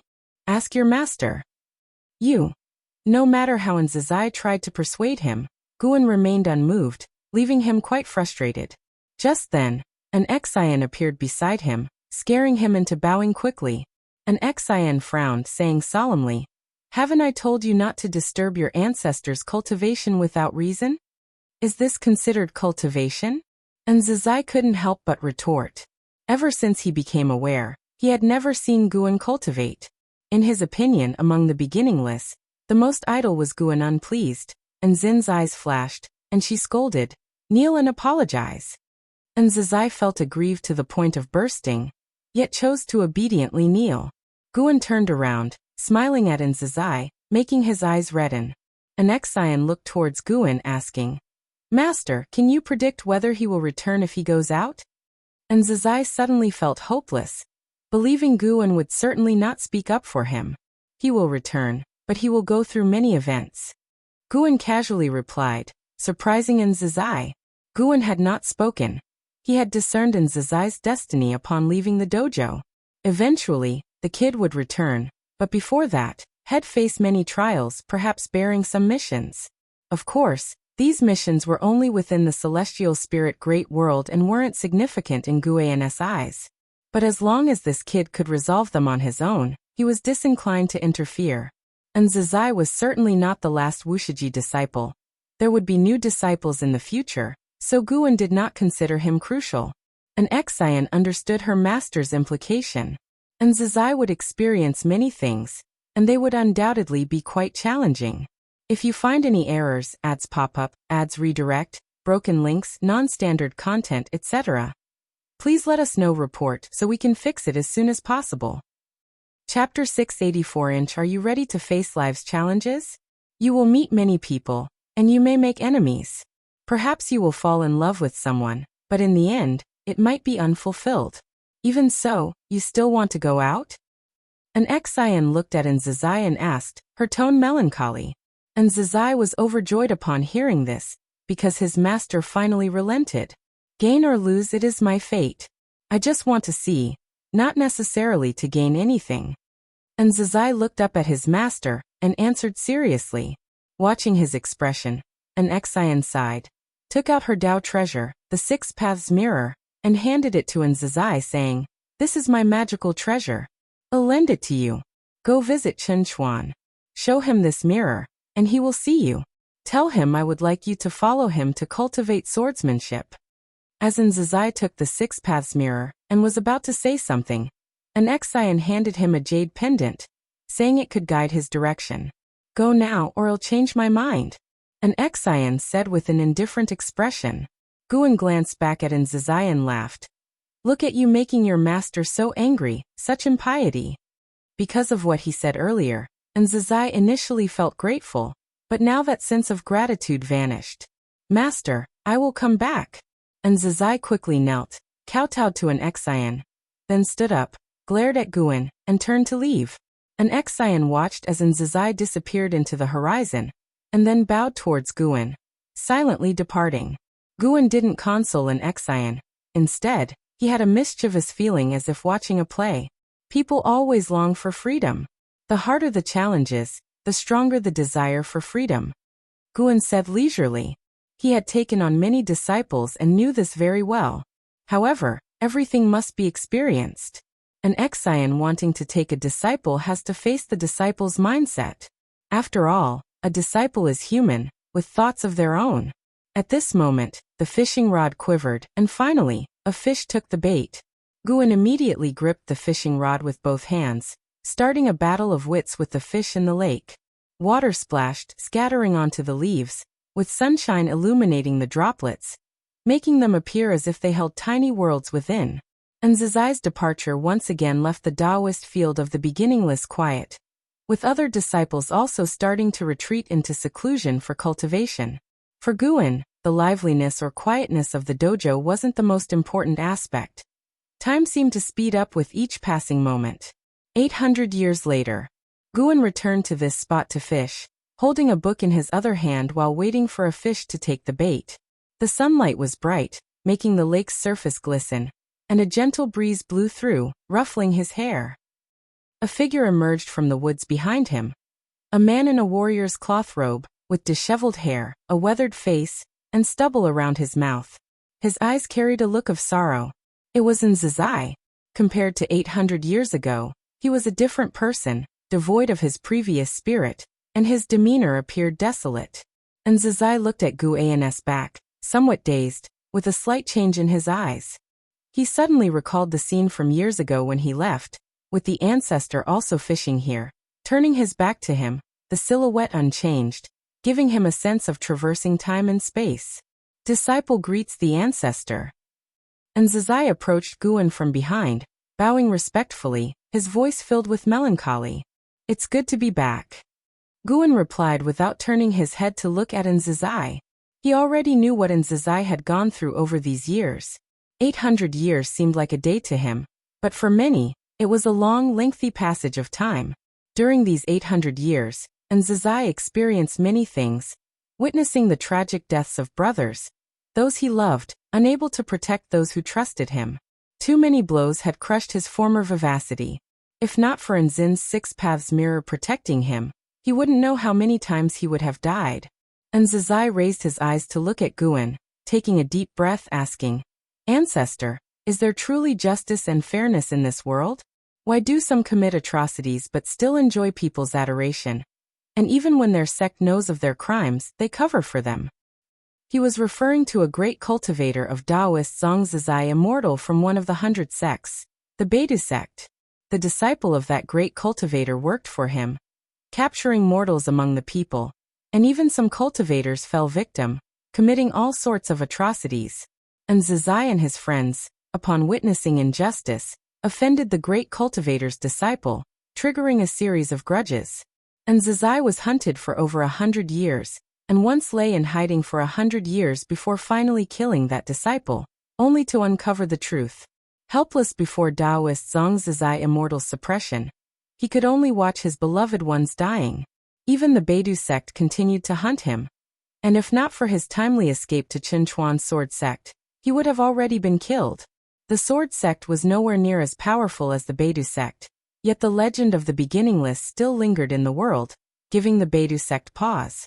The path of cultivating immortality does not lie in the short term. What you see is just a fragment of the vast mortal world. In years to come, what puzzles you will surely have answers.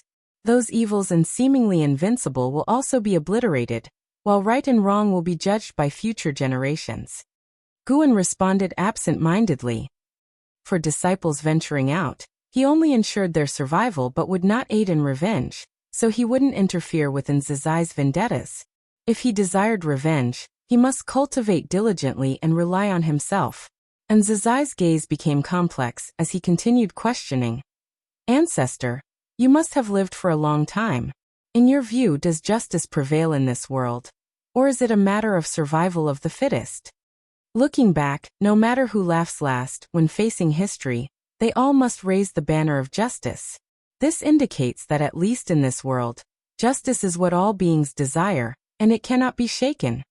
This was Gu An's most patient response to Nzizai, without any mockery or ridicule, answering each of his questions seriously.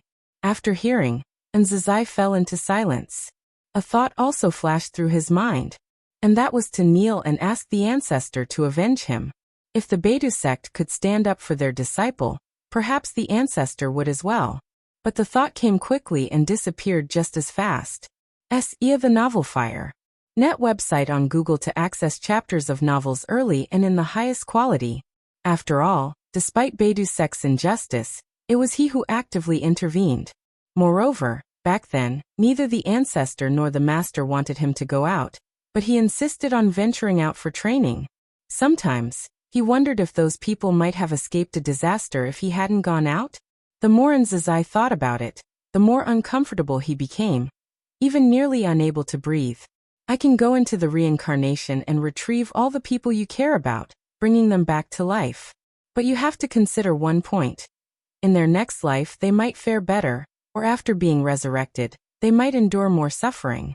You cannot predict any circumstance." Gu An's voice floated over, making Nzizai's face change dramatically, his eyes revealing an expression of disbelief. Into reincarnation? Resurrection? Nzizai knew the ancestor was powerful, but he never grasped just how powerful. Yet hearing the ancestor's words today, he was shocked, as if the entire world before him instantly brightened. If you find any errors, ads pop up, ads redirect, broken links, non-standard content, etc., please let us know. Report so we can fix it as soon as possible. Chapter 685. Removing the Son of Heaven. Nzizai was shaken by Gu An's words for a long time. When he came to his senses, he began to seriously ponder the words of the ancestor. Should he choose revival? He indeed lacked the courage to say he could protect others for a lifetime.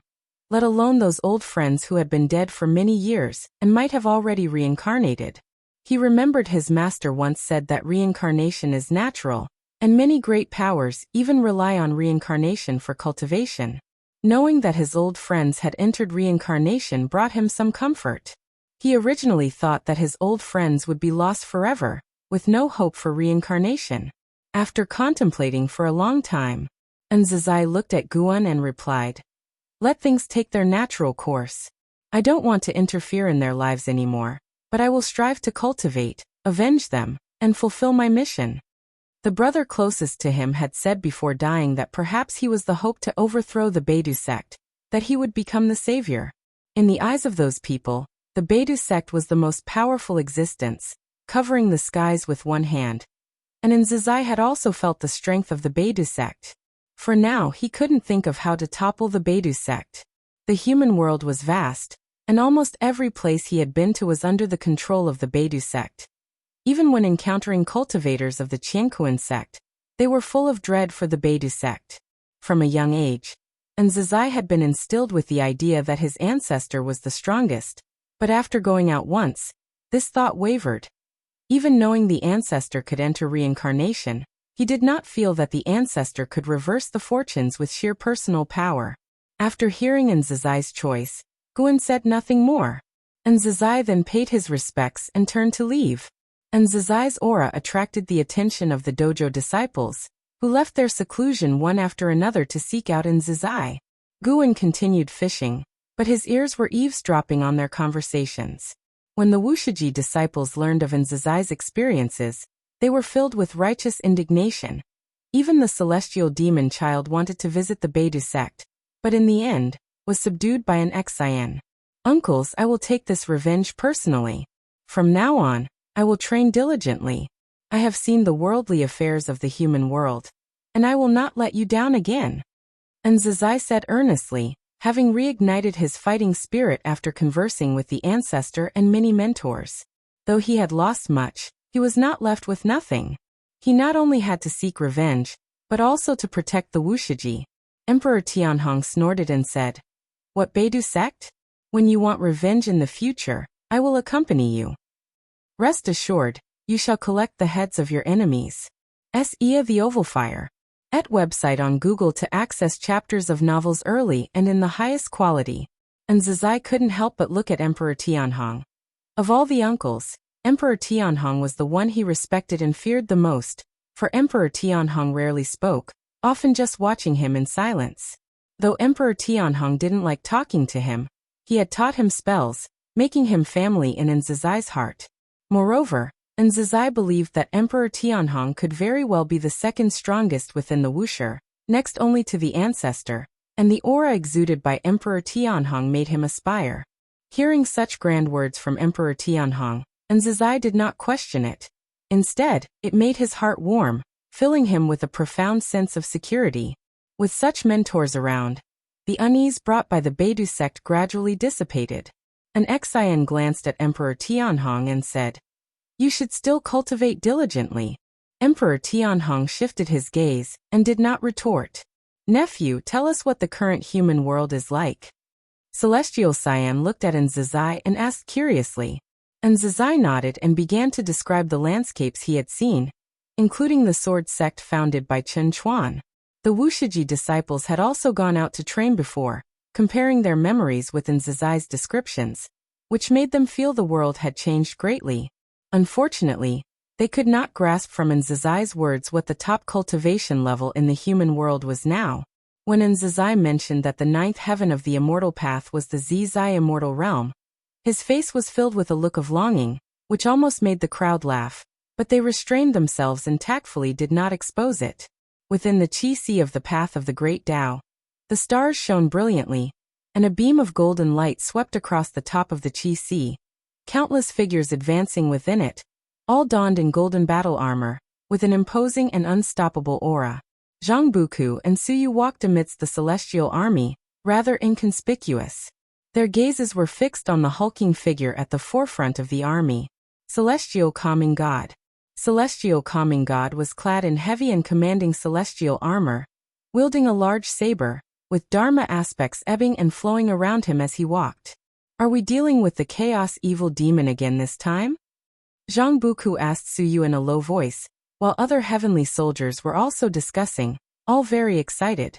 To be able to enter the celestial army, one must be a peerless talent and a great power from various realms, and they only got excited about combat.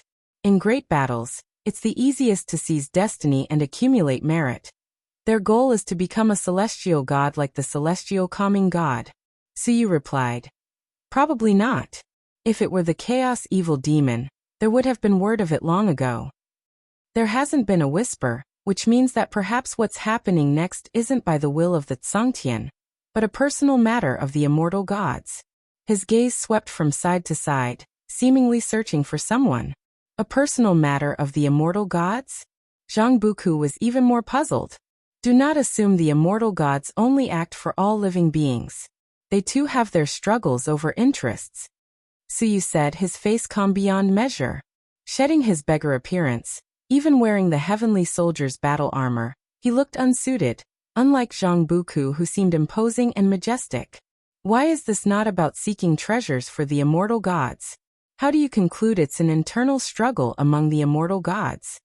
Zhang Buku pursued further. He had long realized Suyu wasn't simple. In the Tai's great world, Suyu already acted as if omniscient. Now that they were within the celestial army, Suyu could still answer his questions, filling him with confusion. Based on their tens of thousands of years of life and death bonds, however, he trusted Suyu wouldn't harm him. Because this is the path of the great Tao, a place that cannot be deduced, and where the destiny of the celestial court cannot encompass. Acting here won't be discovered by the celestial court, and even if an immortal god falls here, it's hard to find the true culprit. Suyu's words made Zhang Buku frown, and the surrounding heavenly soldiers, upon hearing this, inquired with Suyu. The two had joined the celestial army for hundreds of thousands of years, and made many friends. Suyu had no reservations and answered whoever asked him. The celestial calming god at the forefront seemed not to notice him, and never looked back. Time swiftly passed. The golden light extended infinitely, and the celestial army's steps never halted, as though trudging along an endless path. For a long time, a vast and overwhelming pressure emanated from ahead, enveloping tens of thousands of heavenly soldiers within the army, causing them all to change their expression. Celestial calming god halted his steps, and with his pause, all heavenly soldiers followed suit, feeling the terrifying pressure from the front, standing solemnly and not daring to speak. Celestial calming god, do you truly intend to annihilate us to the bitter end? A voice filled with murderous intent resounded from the front, the tone full of indignation. Celestial calming god's face was expressionless as he said, choosing the wrong team, picking the wrong camp, one should face a fate of endless calamity, no matter where you flee.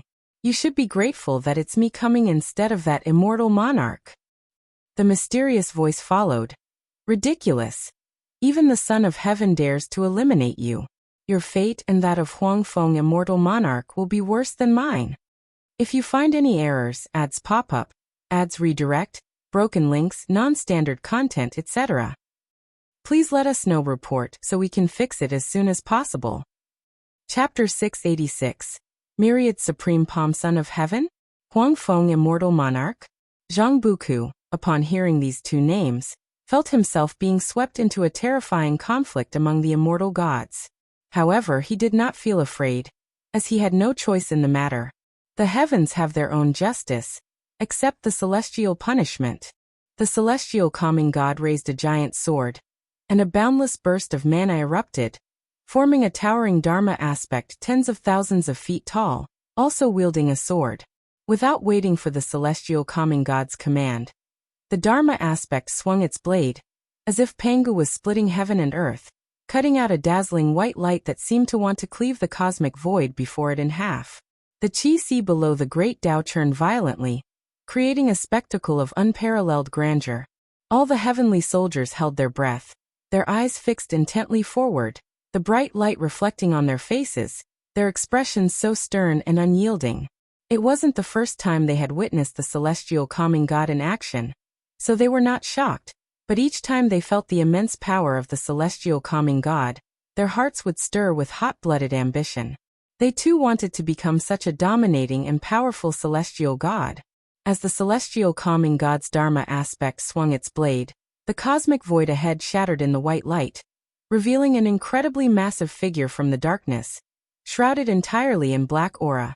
Far larger than the 10,000-foot-high Dharma aspect of the celestial calming god, making all the heavenly soldiers feel insignificant by comparison. Many heavenly soldiers were startled. This figure's demeanor seemed related to the celestial court, yet their appearance was akin to a chaos evil demon, leading to more speculation about the celestial court. Form ranks, slay the foe.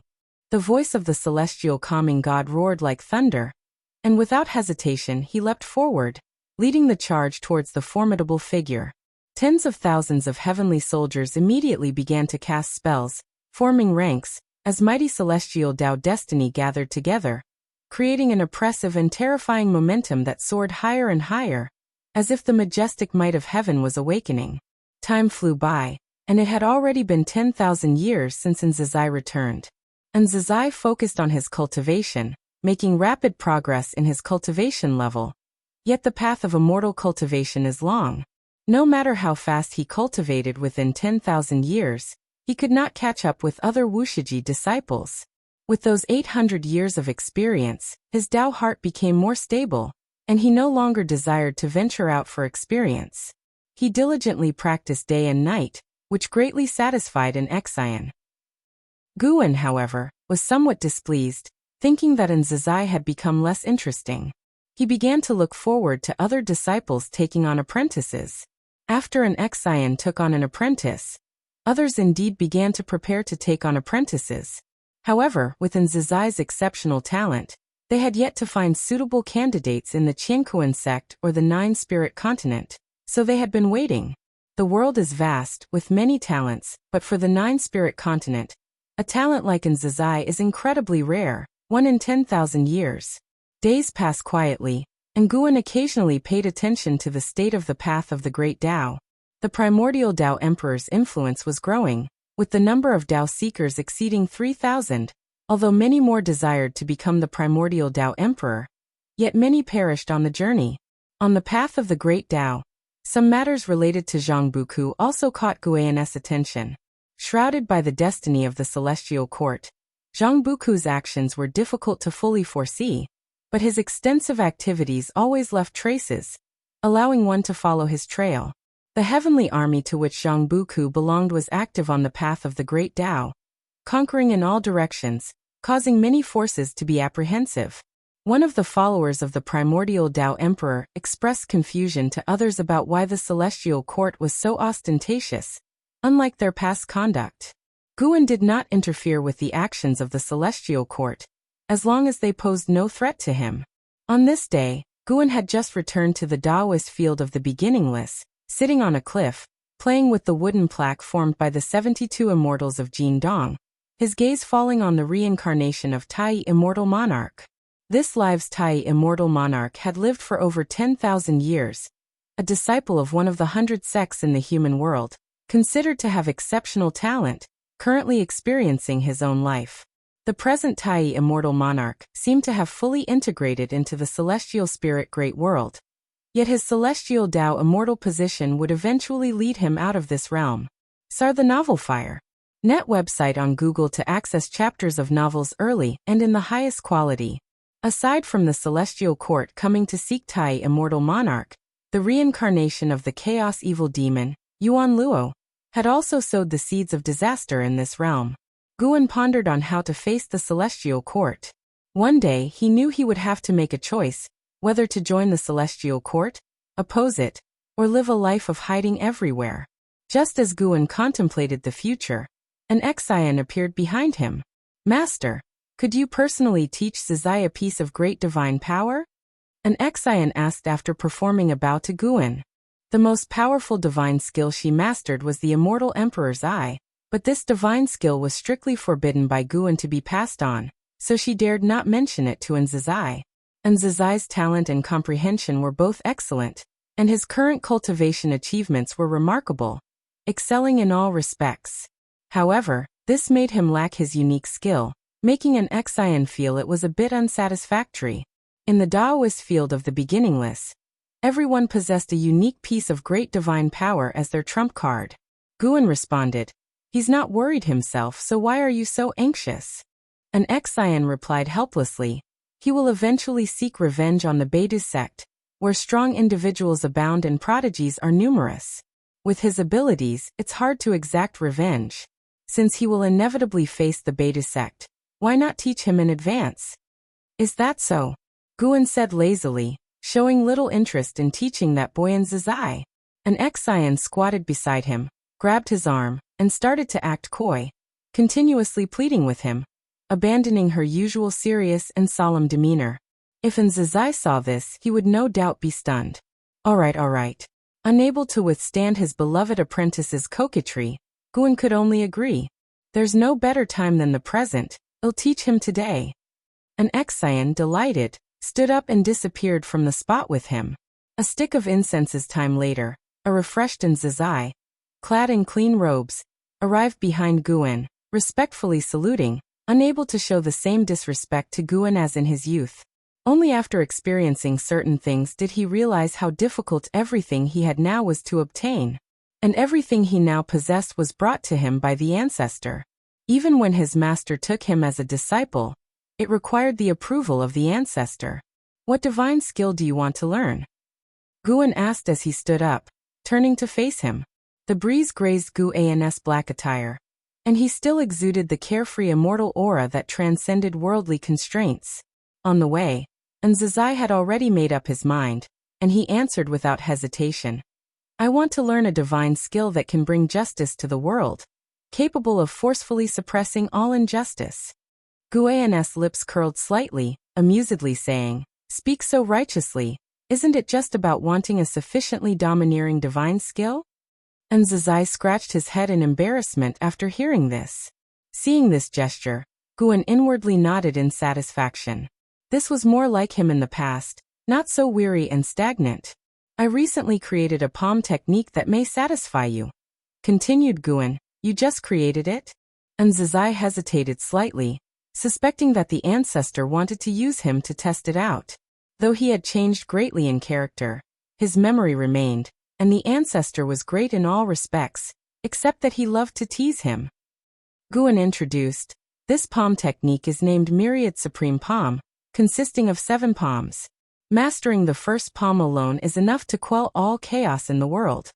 If you find any errors, ads pop up, ads redirect, broken links, non-standard content, etc., please let us know. Report so we can fix it as soon as possible." Chapter 687. As Godly as Stabilizing the World. CTH Novel Fire. Net website on Google to access chapters of novels early and in the highest quality. Myriad Supreme Palm. Zizai muttered the name of this palm technique, having heard Guan say that the first palm could quell all the chaos of the world, which made him anticipate and feel pleasantly surprised. The name itself sounds powerful. "Please, ancestor, teach me." Zizai immediately knelt down, speaking with a face full of expectation. Guan looked at him, smiled, and said, "The Myriad Supreme Palm is a secret skill I created after comprehending the Great Tao. It consists of 7 palms, equivalent to 7 kinds of great divine power. The first palm I will teach you is named World Stabilizing Like a God." Zizai listened patiently. This was Guan's first time teaching him, and he wanted to prove his talent, so he was very attentive. Gradually, his mind became immersed. He was entering the Tao. It wasn't that his comprehension was astonishing, but rather Guan was guiding him with his Tao intent. Since an Xian had spoken, and Zizai was the first to cultivate the Myriad Supreme Palm, Guan naturally had to teach earnestly. He was bound to ensure Zizai's Myriad Supreme Palm would become renowned. Unknown how much time had passed. When Zizai awakened, his eyes became clear, and it was now nighttime. He instinctively looked around, and did not find Ancestor's silhouette. He took a deep breath, reminiscing about the insights in his mind, and his spirit trembled. He had never encountered such a powerful secret skill before. He hadn't even mastered it yet, but just recalling the inherited memory, he felt this secret skill was invincible in the world. This was only the first palm. What kind of incredible power would the seventh palm possess? For the first time, he became intensely curious about ancestors' Tao practice. What kind of cultivation level was needed to create such a secret skill? And Zizai suddenly wanted to follow Guan by his side to cultivate. Previously, he thought Guan was annoying and would keep his distance, but now, he was curious about everything about Guan. How high is ancestors' Tao practice? What kind of life has he experienced? Why does ancestor refuse to appear in the world? So many questions aroused in Zizai's sense of rebirth, even filling him with fighting spirit.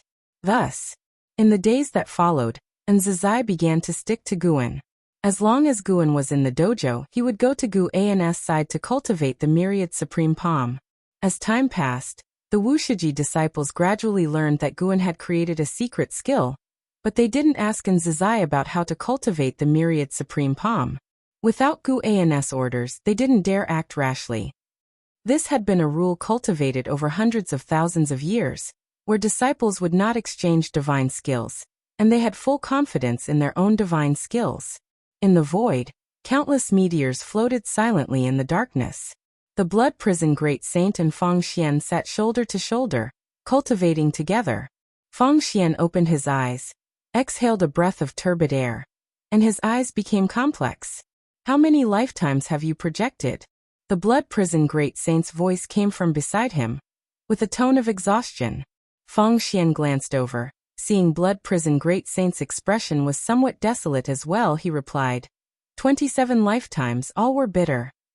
The blood prison great saint followed with a sigh. 21 lifetimes, I was bitter too. Both fell into silence together. After a while, perhaps experiencing enough failures can prepare one for all future hardships.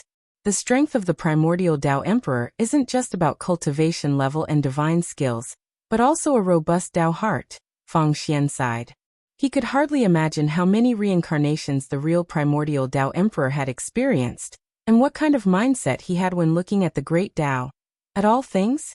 Perhaps they hadn't heard of the primordial Tao Emperor before, because he had already transcended, without any desire for fame or gain. The blood prison great saint nodded, saying, the higher my achievement in cultivating this path, the more I revere the primordial Tao Emperor. No wonder my master sent me to cultivate. I feel the primordial Tao Emperor is stronger than the Taoist Emperor. Feng Xian smiled and replied, that's inevitable. The Taoist Emperor relies purely on slaughter, and does not cultivate the heart. The two continuously expressed their longing for the primordial Tao Emperor.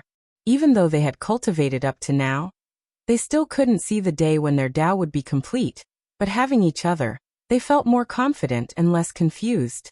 Just as the two were having an unending exchange, a dazzling light erupted from the depths of the darkness, catching their attention. An overwhelming aura came, causing them to frown. Boom!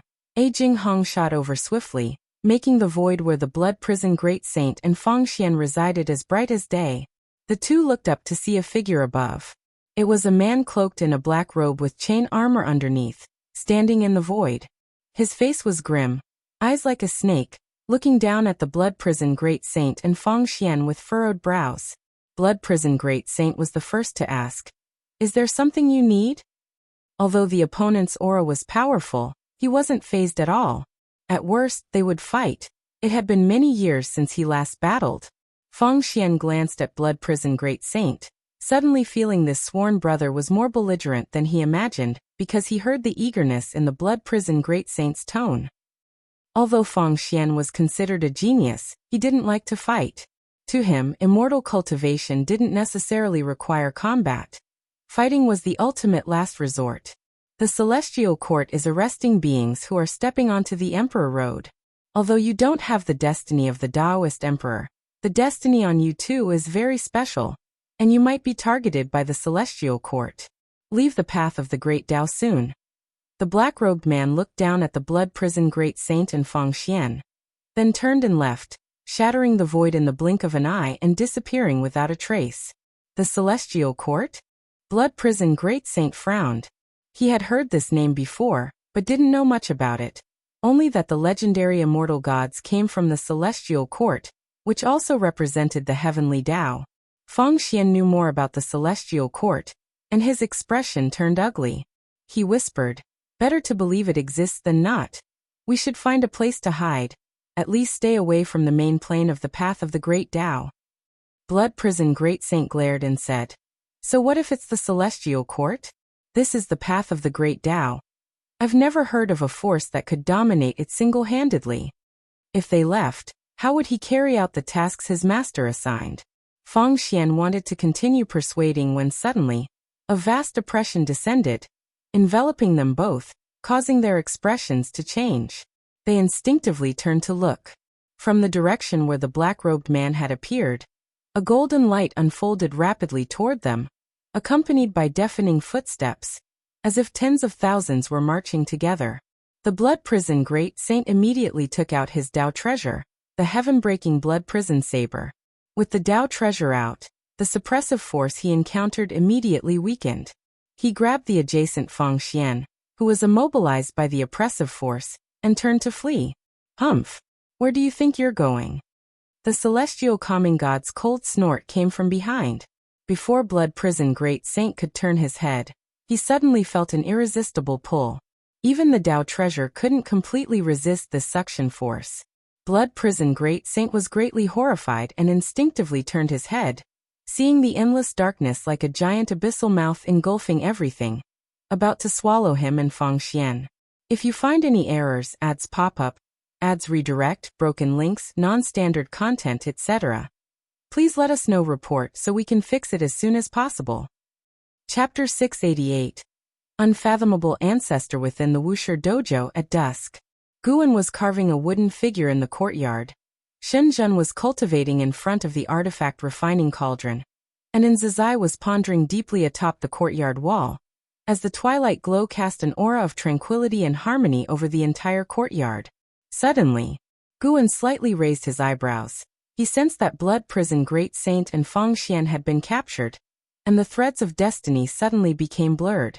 Celestial Court. Only the Celestial Court could make destiny appear this obscure. Fortunately, the Blood Prison Great Saint and Feng Xian carried the destiny of the primordial Tao Emperor, allowing him to track their whereabouts. Guan began tracing their trail through the destiny of the primordial Tao Emperor, and saw the plight of Blood Prison Great Saint and Feng Xian. Guan suddenly thought of the Divine Court within the Taiwei Great World. The Divine Court was also aiding the immortal gods in capturing creatures, tossing them into a furnace, and now the same fate befell Blood Prison Great Saint and Feng Xian.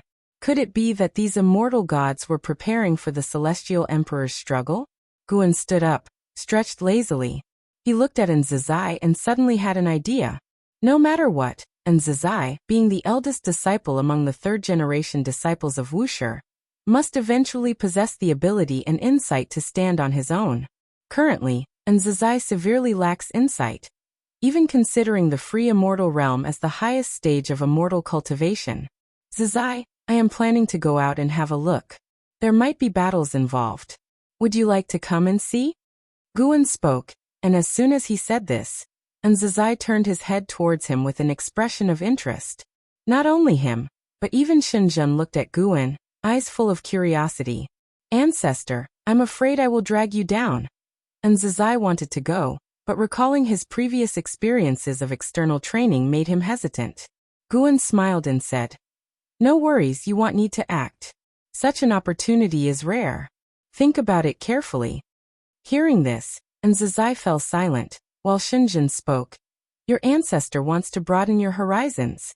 You are the first third-generation disciple of Wusher, and you will surely have many junior brothers and sisters in the future. Do you think you are qualified to be the eldest disciple in your current state?" Her words were not pleasant, tinged with a shade of mockery, but they did not anger Nzizai. Nzizai took a deep breath, finding reason in Shenzhen's words. He gave Shenzhen a grateful look, then said to Guan, "Ancestor, I am willing to go with you." Guan immediately waved his sleeve, and Nzizai felt a strong wind rush towards him, instinctively closing his eyes. Then Nzizai could not open his eyes, only feeling himself falling, unable to extend his divine sense, which instinctively made him feel tense. After a while, Nzizai felt his feet touch the ground, and instinctively opened his eyes to see Guan's back. Seeing his ancestor before him, he breathed a sigh of relief. Without speaking, he raised his head to observe the surroundings. He found himself in a dim world, the celestial vault pitch black like a starless night sky. The barren earth and heaps of scorched soil emanated fire sparks and smoldering smoke, gradually making him feel the heat. What is this place? Confusion filled in Zizai's heart, and he could only look towards his ancestor. Guan said, "We are inside a great cauldron, where thousands of beings beyond the 9 heavens of the immortal path are suffering." Beyond the 9 heavens of the immortal path? Thousands? And Zizai's eyes widened, his mouth dropped open in shock, his worldview experiencing a strong impact. In his understanding, the 9th heaven of the immortal path was the highest realm, and he could not envision how powerful those beyond it could be. Yet thousands of such powerful beings were subdued here. Above the free immortal realm is the Tao fruit realm, segmented into Taoist Zhang Zizai immortal, profound Yuan free immortal, and heaven encompassing free immortal. Beyond that lies the golden immortal Tao fruit, segmented into innate golden immortal, heaven balancing golden immortal, and Taiqing golden immortal. Guan gazed into the distance, softly introducing, leaving Zizai even more astounded. There are so many realms above the free immortal? CTH Novelfire. Net website on Google to access chapters of novels early and in the highest quality. What realm was the ancestor in? His intuition told him the ancestor might very well be a Taiqing golden immortal. How else could he know so much? And Zizai nervously asked, "Ancestor, who is the enemy and where are they?" Guan did not hide it. "The owner of this cauldron is an immortal god from the celestial court. We came here because my steed was captured here." "Is it Uncle Master Blood Prison?" And Zizai's eyes lit up as he asked. Though the Blood Prison great saint was a steed, he was regarded as a disciple within Wuxia, and Zizai had heard his name since childhood. Among the disciples of Wuxia, Blood Prison great saint was the second only to his master, with immense capability. "Yes, it is him."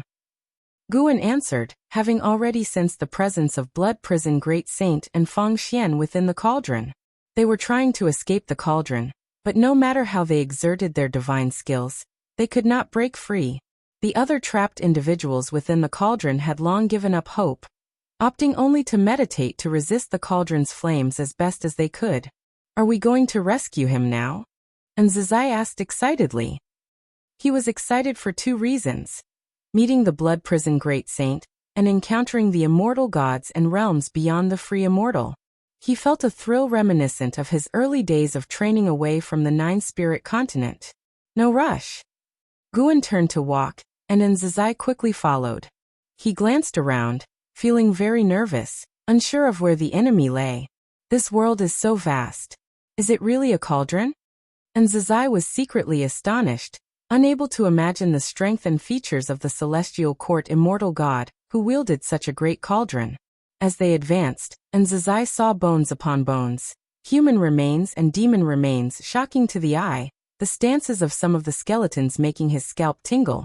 He could imagine how desperate they must have been while alive. "Ancestor, how did you bring me in?" And Zizai refocused his gaze on Guan, cautiously asking.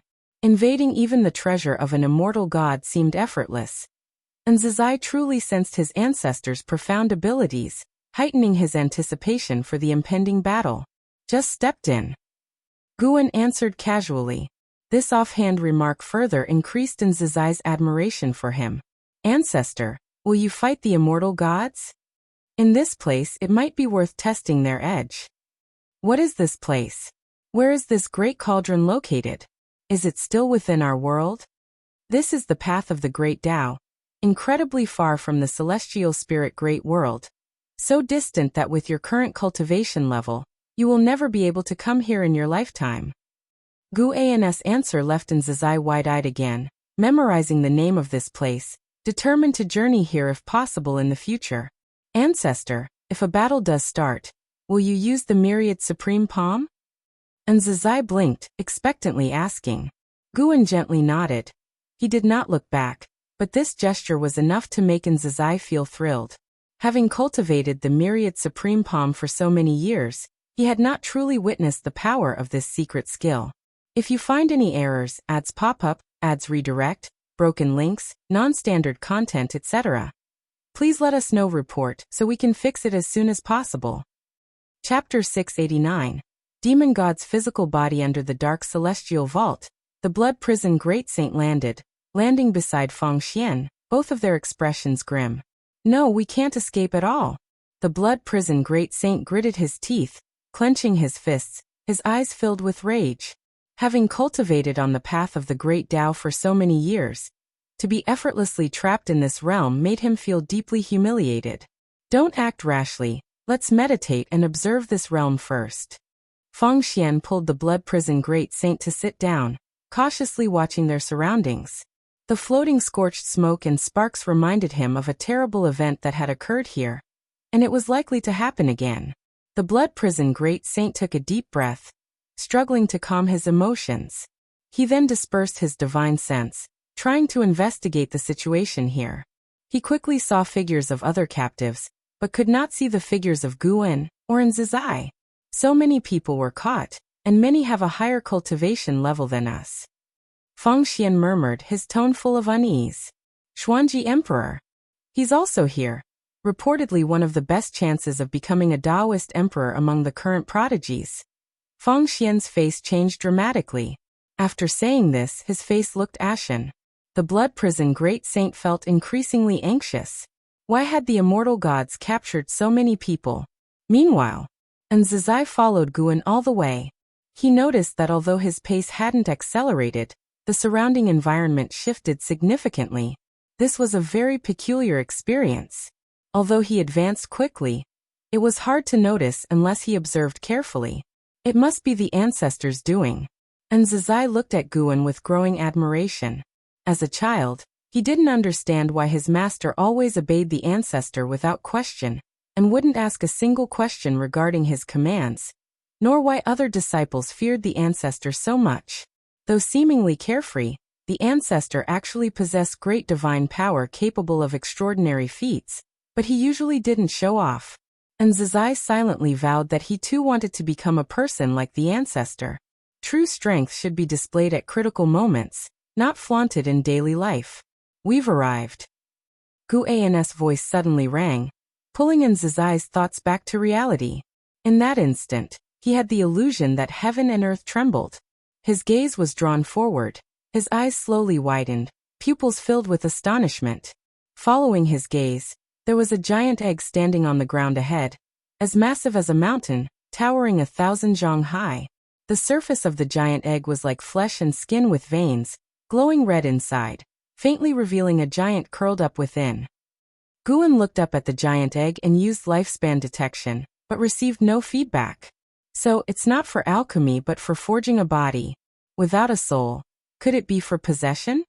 Guan speculated secretly, sensing that the flesh inside the giant egg was already no less than the heaven-encompassing free immortal realm. This body lacked celestial Tao destiny, yet exuded a terrifying aura, one that the heaven-encompassing free immortal should not have. Guan carefully deduced, finding this aura to be linked to some great Tao, and that this body had countless ties to the 3,000 great Tao. Delving deeper into his deductions, he saw a darkness, a cosmic plane beyond the 3,000 great worlds, oppressively bleak, with nothing visible. Though not much useful information was gained, he could confirm that the purpose of the Great Cauldron capturing so many living beings was to refine their flesh and merge it into this body. Ancestor, what is that? Nzizai couldn't help but ask. Just looking at the body within the giant egg made him shudder, and gave birth to a strong urge to flee. Perhaps it's a demon god. Guan answered, his gaze fixed on the giant egg ahead. Nzizai wanted to ask more questions when suddenly the ground trembled, and frightening earth fire erupted. He instinctively flew upward, his eyes glancing at the ground. Guan still stood in place, the blazing flames around him causing no harm, his robe untouched by the fire, as if the surrounding inferno were an illusion. The speed of the earth fire's ascent was so fast that Nzizai had to keep flying upwards. In the distance, silhouettes of other living beings also rose, with strong auras bursting from different directions. Nzizai could sense anxiety in those auras. Ancestor. Nzizai looked at Guan, calling softly, terror of the flames driving him to seek reliance on Guan. Guan suddenly waved his sleeve, taking the giant egg into his sleeve. He then took a step, a fierce wind erupting from around him, spreading instantly, dispersing the flames along the way. In the distance, the blood prison great saint and Feng Xian still sat on the ground, using their mana to resist the surrounding blazing flames. Feng Xian frowned and was about to speak when a strong wind came from the horizon, blowing away the sea of fire around them, making them turn their heads to look. What's going on? The blood prison great saint muttered, tensing up, his right hand gripping the heaven-breaking blood prison saber beside him. Feng Xian didn't answer the blood prison great saint. He was probing the situation in that direction with his divine sense. Unfortunately, unable to see Guan, he couldn't find the source. Above the Qi Sea of the Great Tao, golden light extended infinitely. Hundreds of thousands of heavenly soldiers walked upon it, swaying unstoppably. At the front, the celestial calming god held a saber in one hand and a black cauldron in the other. In his grasp, the black cauldron appeared tiny, its surface engraved with fierce beast images, lifelike and eerie to the point of fear. Suddenly, SE of the novel, FIRE. NT website on Google to access chapters of novels early and in the highest quality. The celestial calming god stopped, frowning as he glanced at the black cauldron in his hand. When he stopped, the hundreds of thousands of heavenly soldiers halted with him. Zhang Buku, standing amidst the crowd, gazed at the stance of the celestial calming god, curiously asking, "What's happening?" Beside him, Suyu squinted and answered, "The soul-refining cauldron seems to have a problem." Soul-refining cauldron? Zhang Buku was even more curious. He felt a sense of awe and dread towards the soul-refining cauldron, recalling scenes of it suppressing numerous prodigies. Even he, as a celestial god, felt intimidated. This cauldron was so ominous, full of evil. Boom! A pillar of fire suddenly rose in front of the celestial calming god, soaring into the sky, grandly towering, making even the mighty celestial calming god appear small before it. Within the fire pillar, the massive soul-refining cauldron slowly rose, becoming countless times larger than before. Who dares meddle with an immortal artifact? The celestial calming god's voice echoed, solemnly oppressive, like thunder echoing endlessly. All the heavenly soldiers were on guard, ready to form a formation at any moment. The soul-refining cauldron halted, suspended in the void, the surrounding fire pillar dissipating soon, quickly restoring calmness. The heavenly soldiers looked around, finding no enemy figures, forcing them to turn their gaze to the soul-refining cauldron. The top cover of the soul-refining cauldron did not tremble, standing as firm as Mount Tai, giving a sense of unshakable gravity. If you find any errors, ads pop up, ads redirect, broken links, non-standard content, etc., please let us know. Report so we can fix it as soon as possible. Chapter 690. Flip of the hand. As hundreds of thousands of heavenly soldiers fixed their gaze on the lid of the soul-refining cauldron. Inside the cauldron, the endless sea of fire had already dissipated. One by one, figures soared into the air, hovering, and looked around, eager to grasp the situation. Who extinguished the cauldron fire? Some of these captives had already experienced the burning flames and knew the terror it wrought. That gust of wind just now was definitely no coincidence. There is a mysterious figure extinguishing the fire. And Zizai looked at Guan, his eyes filled with anticipation. What kind of epic battle will unfold next? Under Zizai's watchful eyes, Guan turned, facing a direction, and slowly raised his right hand. It has begun. And Zizai felt a surge of excitement, his eyes filled with expectation. As Guan lifted his palm, a terrifying aura erupted. This time, he deliberately weakened the barriers of cause and effect and aura, allowing all creatures within the cauldron to see him, but unable to see him clearly. The blood prison great saint and Feng Xian also turned their heads, their gazes locked on Guan. They could only see a blurry figure, unable to discern Guan's true appearance. The blood prison great saint's expression was invigorated, his breathing becoming rapid. Though unclear, he instantly guessed it was Guan. Back then, when Guan stood against the battle court, his figure was just as unseeable, but his presence was felt. He just got caught, and his master has arrived. Who is that daring to? Feng Xian furrowed his brow and muttered to himself. Suddenly, as if realizing something, his eyes widened and shifted to the excited, trembling blood prison great saint beside him, causing his own heart to quiver. That existence has indeed come. On another side of the world within the cauldron, dozens of creatures hovered in the air, headed by a man clad in dark red battle armor. His figure was robust, long hair coiled beneath the majestic headpiece of a divine beast, with a stern face exuding immense pressure.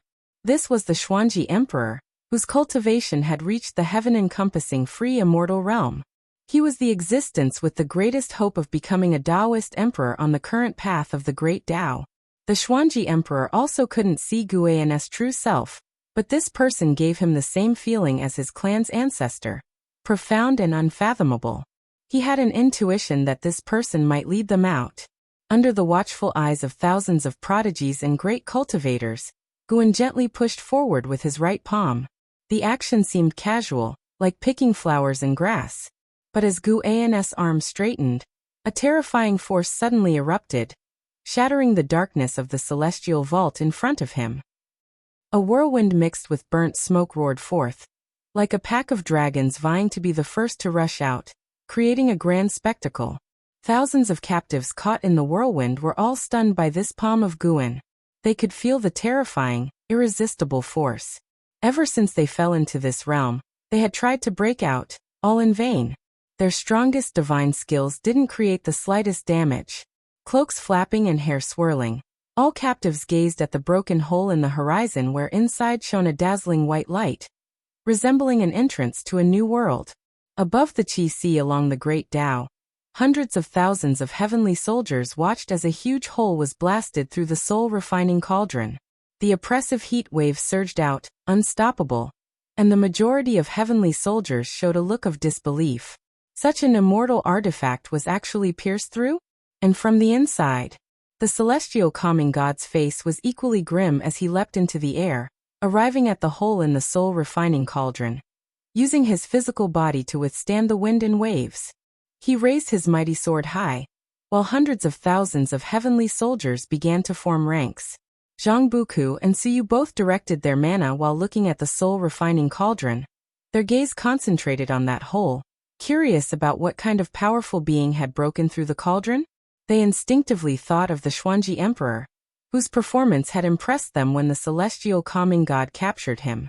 Under the scrutinizing eyes of all the heavenly soldiers, the blinding light inside the hole of the soul-refining cauldron continued to shine as a figure slowly emerged, seeming like a speck of dust compared to the gaping hole, but exerting extreme pressure on the heavenly soldiers.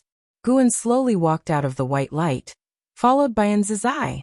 Neither the celestial calming god nor the hundreds of thousands of heavenly soldiers could see their true forms, only perceiving two vague silhouettes, which made the celestial calming god even more wary of Guan. "Who are you?" The celestial calming god questioned sternly. He was sure he had never captured these two before, meaning they had sneaked into the soul-refining cauldron without a trace.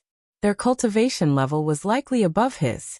This is the path of the great Tao, and any being daring to oppose the celestial court might intend to kill them. Especially since they hid their true forms, it was clear they harbored ill intent. He could die and be resurrected through the celestial court's destiny, but his hundreds of thousands of heavenly soldiers couldn't since they hadn't truly been inducted into the immortal class. After putting in so much time and effort, he didn't want his soldiers to fall here. Guan did not respond to the celestial calming god. His gaze swept over the hundreds of thousands of heavenly soldiers and spotted Zhang Buku. He looked at Suyu beside Zhang Buku. He had previously calculated that a Daoyuo being backed Suyu. Now looking at Suyu up close, he could see more of the cause and effect. The Daoyuo existence behind Suyu had intricate ties with the celestial court, but wasn't completely shrouded by its destiny. Could it be he wants to break away from the celestial court? As Guan pondered, hundreds of thousands of heavenly soldiers flew upwards, encircling the soul-refining cauldron, quickly forming ranks, like a giant golden bell's silhouette enveloping the void. Within the silhouette, countless golden dragons and fire phoenixes coiled, exuding immense pressure, with dragon roars and phoenix calls resonating endlessly. From behind Guan, figures flew out of the white light, all the captives emerging. After the blood prison great saint flew out, He gazed at Guan from afar with an excited look, but he restrained the urge to acknowledge him. The master had not revealed his true form, so he couldn't spoil things. He began to anticipate how his master would confront the heavenly court immortals. The Xuanji Emperor, Fang Xian, and other captives saw the celestial court's formation complete and dared not act rashly. All their attention focused on Guan, pinning their hopes on this mysterious great power. Sir the Novelfire. Net website on Google to access chapters of novels early and in the highest quality. The celestial calming god lifted his sword, pointing it at Guan. As his Dharma aspect rose, radiating majesty like an ancient war god standing up, dwarfing even the soul-refining cauldron. If you refuse to speak, you're an enemy. The celestial calming god shouted solemnly, thoughts rushing through his mind, but with so many enemies over the long years, he couldn't promptly identify who it was. Yet he didn't waste time in idle chatter. During the questioning, he was already mobilizing the celestial army's destiny of the celestial court, focusing it on himself. He was already at the cultivation level of a heaven-balancing golden immortal, and his momentum was escalating crazily. Guan saw through the celestial calming god's little tricks but didn't mind. And Zizai looked at the figure of the celestial calming god, and the grand formation of hundreds of thousands of heavenly soldiers. This was the first time he had encountered such an imposing scene in all his years. Watch closely, this is the first strike of the myriad supreme palm. Gu An's voice suddenly resonated in Zizai's ears, causing his eyes to widen. And Zizai fixed his gaze on Guan, watching him raise his right hand once more. This time, Guan didn't push forward but instead flipped his right hand upwards and then pressed it downwards. Not just in Zizai, almost everyone had their eyes glued to Guan. Seeing his movement, no one dared breathe. As Gu An's palm pressed downward, an immense, boundless pressure descended from the sky, enveloping everyone, shocking them as they looked up. Hundreds of thousands of heavenly soldiers raised their heads uniformly, the scene utterly spectacular. They too widened their eyes in disbelief. The always composed and profound Suyu's expression also drastically changed, exclaiming in shock, "How can this be? If you find any errors, ads pop up, ads redirect, broken links, non-standard content, etc. Please let us know. Report so we can fix it as soon as possible." Chapter 691. Suyu's voice was drowned out by the roar within the void, and Zhang Buku beside him also widened his eyes, with specks of golden light appearing rapidly in his eyes, quickly connecting into a continuum. Hundreds of thousands of heavenly soldiers looked up, all with expressions of utter astonishment. Celestial calming god looked up, and was similarly shocked. He immediately roared in anger, raised his sword and slashed upwards. His mana, nearly at the limit of the heaven-balancing golden immortal realm, suddenly erupted, soaring skyward. The golden bell phantom formed by hundreds of thousands of heavenly soldiers trembled violently, and those golden dragons and fire phoenixes, as if encountering a natural enemy, ceased altogether, roaring towards the sky. The thousands of other trapped people behind Guan also looked up, all staring in stupefaction, the golden light illuminating their shocked expressions. Golden ethereal palms of varying sizes descended from the sky, endless and inexhaustible, all shining with piercing golden light, occupying the entire sky above the void, as if another plane was descending, full of oppression. No matter which direction one looked, there were massive golden palm silhouettes as large as mountains, some even larger than heaven and earth, with an unimaginable oppressive force that made it impossible for them to escape the range of the celestial army's formation. Even the Xuanji Emperor of the heaven-encompassing free immortals could not count how many golden ethereal palms there were. In the face of such divine skills, the heavenly court immortals were like mere mortals, insignificant and fragile. And Zizai opened his mouth wide, staring blankly at the relentless descent of the golden ethereal palms, his mind blank as he gazed at the spectacle. Time seemed to slow down, and everyone except the celestial calming god had no time to react. The celestial calming god wielded his sword to cut, and in the process of ascending, the vast mana transformed into a crimson qilin, surrounded by heavenly thunder.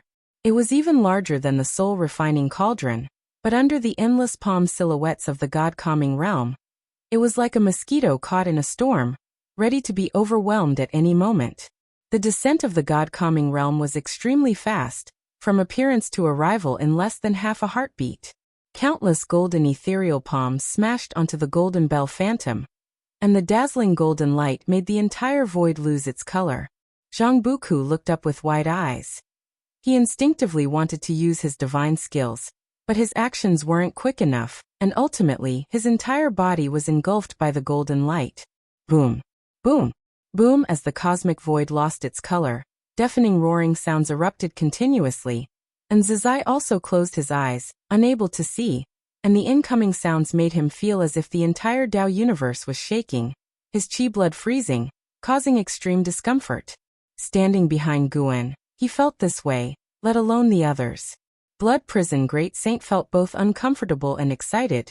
Even though he couldn't see, the vast spectacle of the God-calming realm echoed in his mind. Such divine skills, he wanted to learn them too.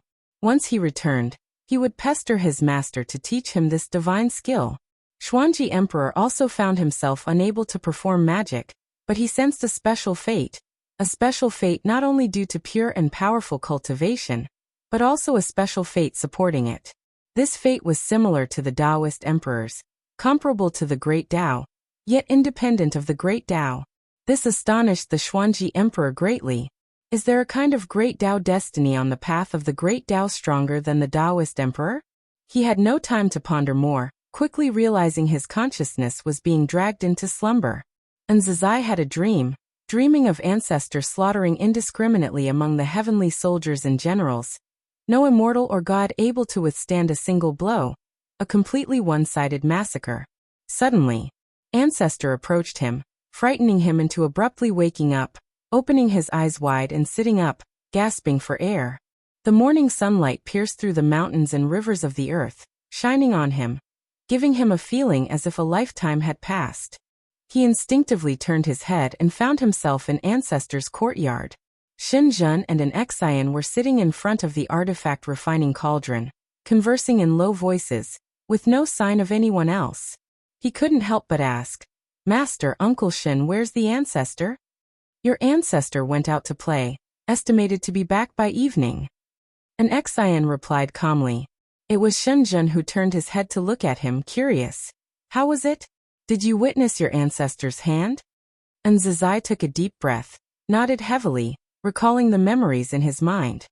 He couldn't help but clench his fists, his eyes shining. He replied, "Ancestor used the divine skills he taught me, so strong, there must be at least 100,000 heavenly court immortals, not one could withstand a single palm from him." An Xian also became interested, turning to listen to him describe the previous battle. At the same time, Guan was staying in the mountain god temple of Taitsong continent. After picking the ripe medicinal herbs, he came into the courtyard, then silently activated the lifespan barrier, taking out the demon god body he had taken from the soul refining cauldron, still within an egg. He did not kill the celestial calming god and the hundreds of thousands of heavenly soldiers. The celestial calming god couldn't be killed, and those heavenly soldiers were innocent, simply following orders. If they were all killed, the karma involved would cover the 3,000 great worlds and various mysterious universes, let alone Zhang Buku, who was also among them. Of course, aside from intimidating the celestial calming god, this battle also showcased the power of the primordial Tao Emperor to those thousands of trapped people and hundreds of thousands of heavenly soldiers. These trapped people and heavenly soldiers were all great powers and gifted prodigies. They would certainly perceive the fate of the primordial Tao Emperor, and they could spread the primordial Tao Emperor across their respective universes. At this moment, Guan was more concerned with the demon god body that the celestial calming god had refined. He observed carefully and found that this demon god body had a high tolerance for the 3,000 great Taos, meaning it could cultivate various great Taos with ease. For whom was the celestial calming god preparing this body? This body had no heavenly court destiny, so Guan realized that there were hundreds of such bodies within the 3,000 great worlds, and one was hidden within the divine court of Taiwei Great World. Ea the Novel Fire. Any *T website on Google to access chapters of novels early and in the highest quality. So many demon god bodies, and they are all being refined by immortals and gods. Must be related to the struggle with the celestial emperor. Do they need so many demon gods to overthrow the current celestial emperor's rule? Guan was very curious about how strong the celestial emperor really was today. What was his concept of the heavenly Tao? Perhaps the disregard of the immortal gods for all living beings is related to the battle for the celestial emperor. Guan looked at the demon god body, silently thinking. Profound mysterious Shinran sat beside him, curiously looking at the giant egg in front of Guan. Even though the egg had shrunk a lot, the figure curled up inside still appeared large. Staring at the figure inside the giant egg, profound mysterious Shinran felt very uneasy, feeling that this body was terrifying, making him afraid to disturb Guan. For a long time, Guan glanced at profound mysterious Shinran and smiled. I shall grant this body to you, to aid in your possession. Do you agree? Upon hearing this, profound mysterious Shinran's face changed greatly, not immediately agreeing or refusing, but cautiously asked, what is the origin of this body? This body was refined by the immortal gods, true immortal gods. If you possess it, you will have talent surpassing all creation, but you will also bear unforeseen karma, which might drag you into immense trouble in the future. Guan explained, making profound mysterious Shinran even more nervous. True immortal gods? The reason profound mysterious Shinran follows Guan is because he devoutly believes in immortal gods. Now hearing of true immortal gods from Guan, his heartbeat quickened. If you find any errors, ads pop up, ads redirect, broken links, non-standard content, etc., please let us know. Report so we can fix it as soon as possible. Chapter 692. The Supreme Celestial Emperor. How do you wish me to choose? After much thought, profound mysterious Shinran decided to inquire about Guan's attitude. He owed his current achievements entirely to Guan's support, and he believed Guan would not harm him. Even if he was merely a pawn for Guan, he would willingly accept it. Guan replied, naturally, I hope you can accept it, and perhaps in the future, you could use this body to enter the immortal class. Profound mysterious Shinran narrowed his eyes and asked, do you want me to infiltrate the celestial court? So clever. Guan spoke earnestly. Immortal gods exist, but they disregard all living beings. Some even commit evil deeds in the human world. I think there might be issues within the celestial court that creates immortal gods. The reason he chose to give the demon god body to profound mysterious Shinran was twofold. To genuinely help him change his fate, and because profound mysterious Shinran yearned for immortal gods. Thus he could send him to the celestial court as a spy. The destiny of the celestial court is complex and cannot be predicted, but if a spy is planted, they can still investigate the internal situation of the celestial court. After hearing this, profound mysterious Shinran thought it made sense. The current immortal gods were indeed strange. They were not seen saving the world. Instead, many catastrophes arose because of them. Then I am willing to possess this body. Thank you for your grace. Sar the novel F. Iyer. NT website on Google to access chapters of novels early and in the highest quality. Profound mysterious Shinran immediately knelt down and kowtowed to Guan. If it weren't for Guan's care, he wouldn't have lived this long. Even though he was already hundreds of thousands of years old, his path of cultivation was still hopeful, all thanks to Guan. Moreover, he believed Guan was greatly virtuous. Without Guan, the world he resided in would have been destroyed several times already. No matter the underlying reasons, born in the celestial spirit great world, he should take its side. Whoever protected it was the true immortal God in his heart.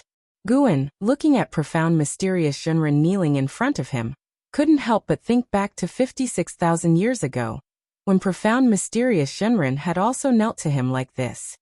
He wondered whether this arrangement was a blessing or a curse for profound mysterious Shinran. Guan did not hesitate.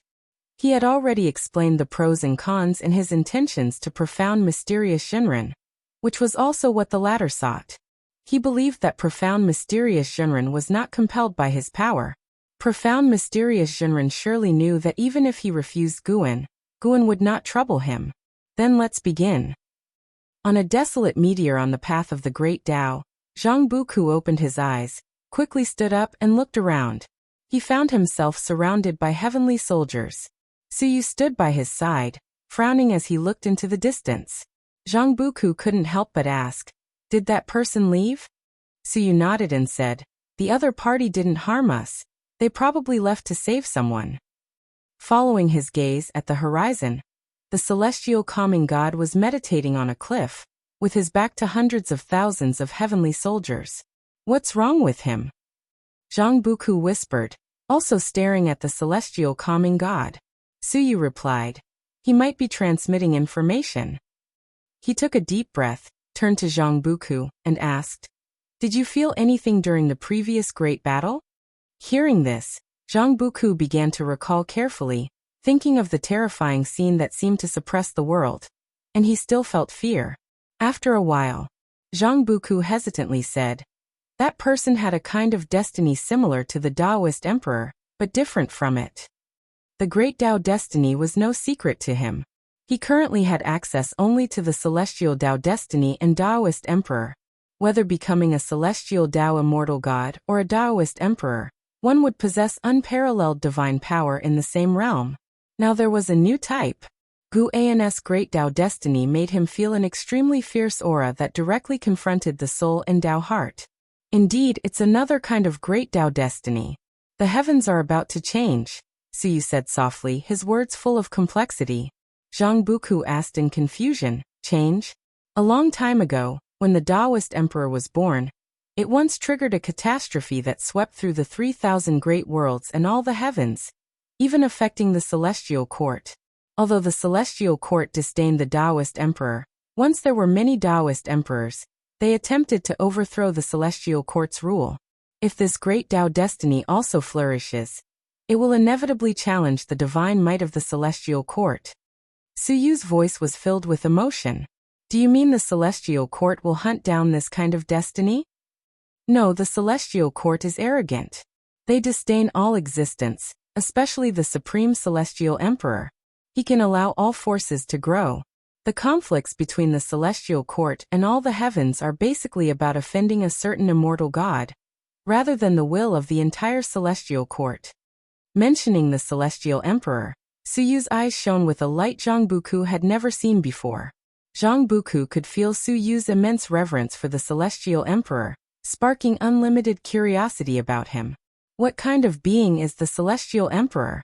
Meanwhile, in another plane on the path of the great Tao, Blood Prison Great Saint and Fang Xian were blocked by a group of people. "Do you also wish to pursue the primordial Tao emperor?" Blood Prison Great Saint asked with a raised eyebrow. The primordial Tao emperor had already taken root and flourished on the path of the great Tao. Blood Prison Great Saint didn't think this was a secret, nor did he know that the primordial Tao emperor was something Guan had pioneered. After the previous great battle, he assumed that Guan was also the primordial Tao emperor. It made sense. If Guan wasn't the primordial Tao emperor, why would he let them cultivate as the primordial Tao emperor? As for Guan sending him to gather information, he understood it. Even though he had begun reincarnation projection, his understanding of the primordial Tao emperor was still insufficient. Not to mention the primordial Tao emperor, those Taoist emperors who achieved their own great Tao destiny probably didn't know enough about it. Xuanji emperor nodded and said, "Indeed, that fiercely powerful great Tao destiny suits me more." Having witnessed Gu An's power, he was enthralled by such a powerful and domineering aura. Even though he was already close to becoming a Taoist emperor, he decided resolutely to abandon it. In his eyes, the Taoist emperor was just a form of power, not his lifelong pursuit. Now, with the emergence of a stronger and more alluring power, how could he hesitate? The people following Xuanji emperor had similar thoughts. They were very curious about the primordial Tao emperor. To tread the primordial emperor road, you must find the primordial crystal. It will guide you into the path. Blood Prison Great Saint began introducing the primordial crystal. A proud talent behind Xuanji emperor had a slight change in expression because he had encountered a primordial crystal before, but hadn't paid much attention to it, thus secretly blaming himself for being blind. After chatting for a while, Xuanji emperor finally thanked them and left. Blood Prison Great Saint and Fang Xian both received heavenly materials and earthly treasures from him, which made them feel favorable toward him. This person was different from other proud talents on the Emperor Road. He was not that arrogant and acted considerately. Watching them leave, Fangxian smiled and sighed. My path is not lonely. I truly look forward to the day when the primordial Tao Emperor overshadows the Taoist Emperor. Blood Prison Great Saint laughed. That day will surely come. The Taoist Emperor's path of proving the Tao, like raising venomous creatures, goes against the natural Taoist technique, and will ultimately be eliminated.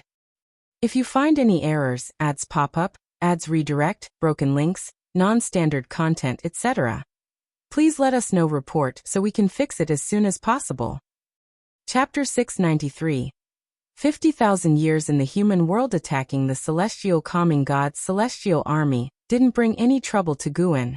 With his help, profound mysterious Shinran successfully possessed the demon god body, but needed time to adapt. Life returned to tranquility once again. Having witnessed the might that could calm the world like a god, and Zizai became thoroughly exhilarated and focused all his efforts on cultivation, more diligently than anyone else. Time flies like a fleeting horse, never to return. 500,000 years passed in the blink of an eye. The human world welcomed an unprecedented golden age, with the 100 sects establishing branches beyond the heavens, exploring the void and the silent extinction domain. The number of free immortals doubled, and most free immortals were born after the reshaping of heaven and earth, all possessing excellent talents. In the Taoist field of the beginningless, the highest cultivation level among the second-generation disciples reached the Zizai immortal realm, able to hold their own, while the lowest were divine thought true immortals.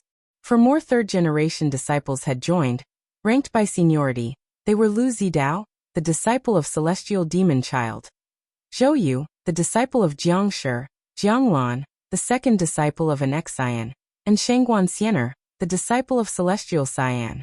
The weakest, Shangguan Xiener, had also reached the heaven and earth flying immortal realm. The eldest of the third-generation disciples, and Zizai, had reached the cultivation level of Tao Void Profound Immortal. All these third-generation disciples chose to remain at the Taoist field of the beginningless to cultivate, though they did not receive personal instruction from Guan. On this day at noon, Guan lay resting under a tree, checking his attribute panel. Name: Guan Sir the Novelier. NET website on Google to access chapters of novels early and in the highest quality. Lifespan: 1067, 509/76, 680, 956, 221, 303. Physique: primordial Tao creation body. Cultivation level: perfect Taoist Great Luo immortal realm. He was already an ancient being over 1,000,000 years old, with a lifespan reaching 76 trillion years. Every time he saw his age, Guan would sigh with emotion. Truly, time spares no one. Looking back, his greatest sense of achievement was not his own cultivation level, but that the people he cared about were all living well. Liya, martial resolution, and Yang Jian were all free immortals. Though not the top cultivations in the human world, they were considered first-rate and held considerable influence wherever they went. Even the 100 sects in the human world treated them well. Other old friends like Jiang Qiong, Li Xiandao, and Profound Celestial Intent were all doing well. Even those like Lu Lingjun, Gu Yu, Zuolin, and Yu Yingying, with whom he had lost contact, had received his secret assistance and were living their own brilliant lives. Some people, though drifting further apart, did not leave Guan feeling regretful. He continued to keep an eye on them, considering it a small pleasure in his otherwise calm life. Ancestor, look at the book I wrote. A melodious female voice came from the side. A woman dressed in a white skirt and as beautiful as a celestial being, floated over like a startling swan, quickly landing beside him. It was Shangguan Xiener, the disciple of celestial Cyan. She was the third-generation disciple closest to Guan, not because she was the only female disciple, but because she shared the same hobby as Guan. Her interest was inspired by Shenzhen. Whenever Shangguan Xiener came to find Guan, he would internally sigh. That wretched Shenzhen. What has he turned his obedient disciple granddaughter into? And celestial Cyan, who lost interest in a disciple in under 1,000 years and completely ignored it. Shangguan Xiener crouched down, handing the book in her hands to Guan, her delicate face full of anticipation. Guan glanced at an Xian meditating not far away, then tucked Shangguan Xiener's book into his arms, gave a slight cough and said, "I'll read it later. You can leave now. Don't disturb your senior brother's cultivation." Shangguan Xianer turned her head to look at an Xian. She held a deep reverence for an Xian. In the entire Taoist field of the beginningless, she feared an Xian the most. Seeing an Xian still meditating, Shangguan Xianer turned back, looked at Guan and said mysteriously, "Ancestor, Qiankuan sect is going to war with the Dao court because of Yuan Luo. The information is very reliable." Yuan Luo and Zhao Rushan had a long-standing feud from their early years. Both were once the first geniuses of their respective sects and now held great power, which gave them even more confidence. Conflicts arose with each encounter. "What's it to you?" Guan said casually. In fact, he had already foreseen the final outcome of this conflict. Before Yuan Luo's birth, Emperor Tianhong would kill Zhao Rushan, causing the decline of the Dao court until it disappeared from history. Now that Yuan Luo replaced Emperor Tianhong, a war between Qiankuan sect and the Dao court was inevitable. Not just Qiankuan sect, the 100 sects in the human world would also besiege the Dao court, aiming to overturn the world order of the past million years. Many other sects' great cultivators had already secretly colluded with Yuan Luo. The 20 geniuses from the undefeated Emperor clan had also risen. They came from the Emperor clan, inherently belligerent, and had long wished to overthrow the Dao court. Now they were on good terms with Yuan Luo, serving as his support. Even without these 20 geniuses, the Dao court would ultimately fall. It was a destined fate, as no power could remain prosperous forever in the human world, so Guan didn't stop the geniuses from the undefeated Emperor clan. Not only had he introduced variables to the human world, but over these 500,000 years, there were also more than 1,000 beings with great divine skills from other great thousand worlds. The celestial spirit god did not intervene, for the celestial spirit great world also had many who ventured through the world gate.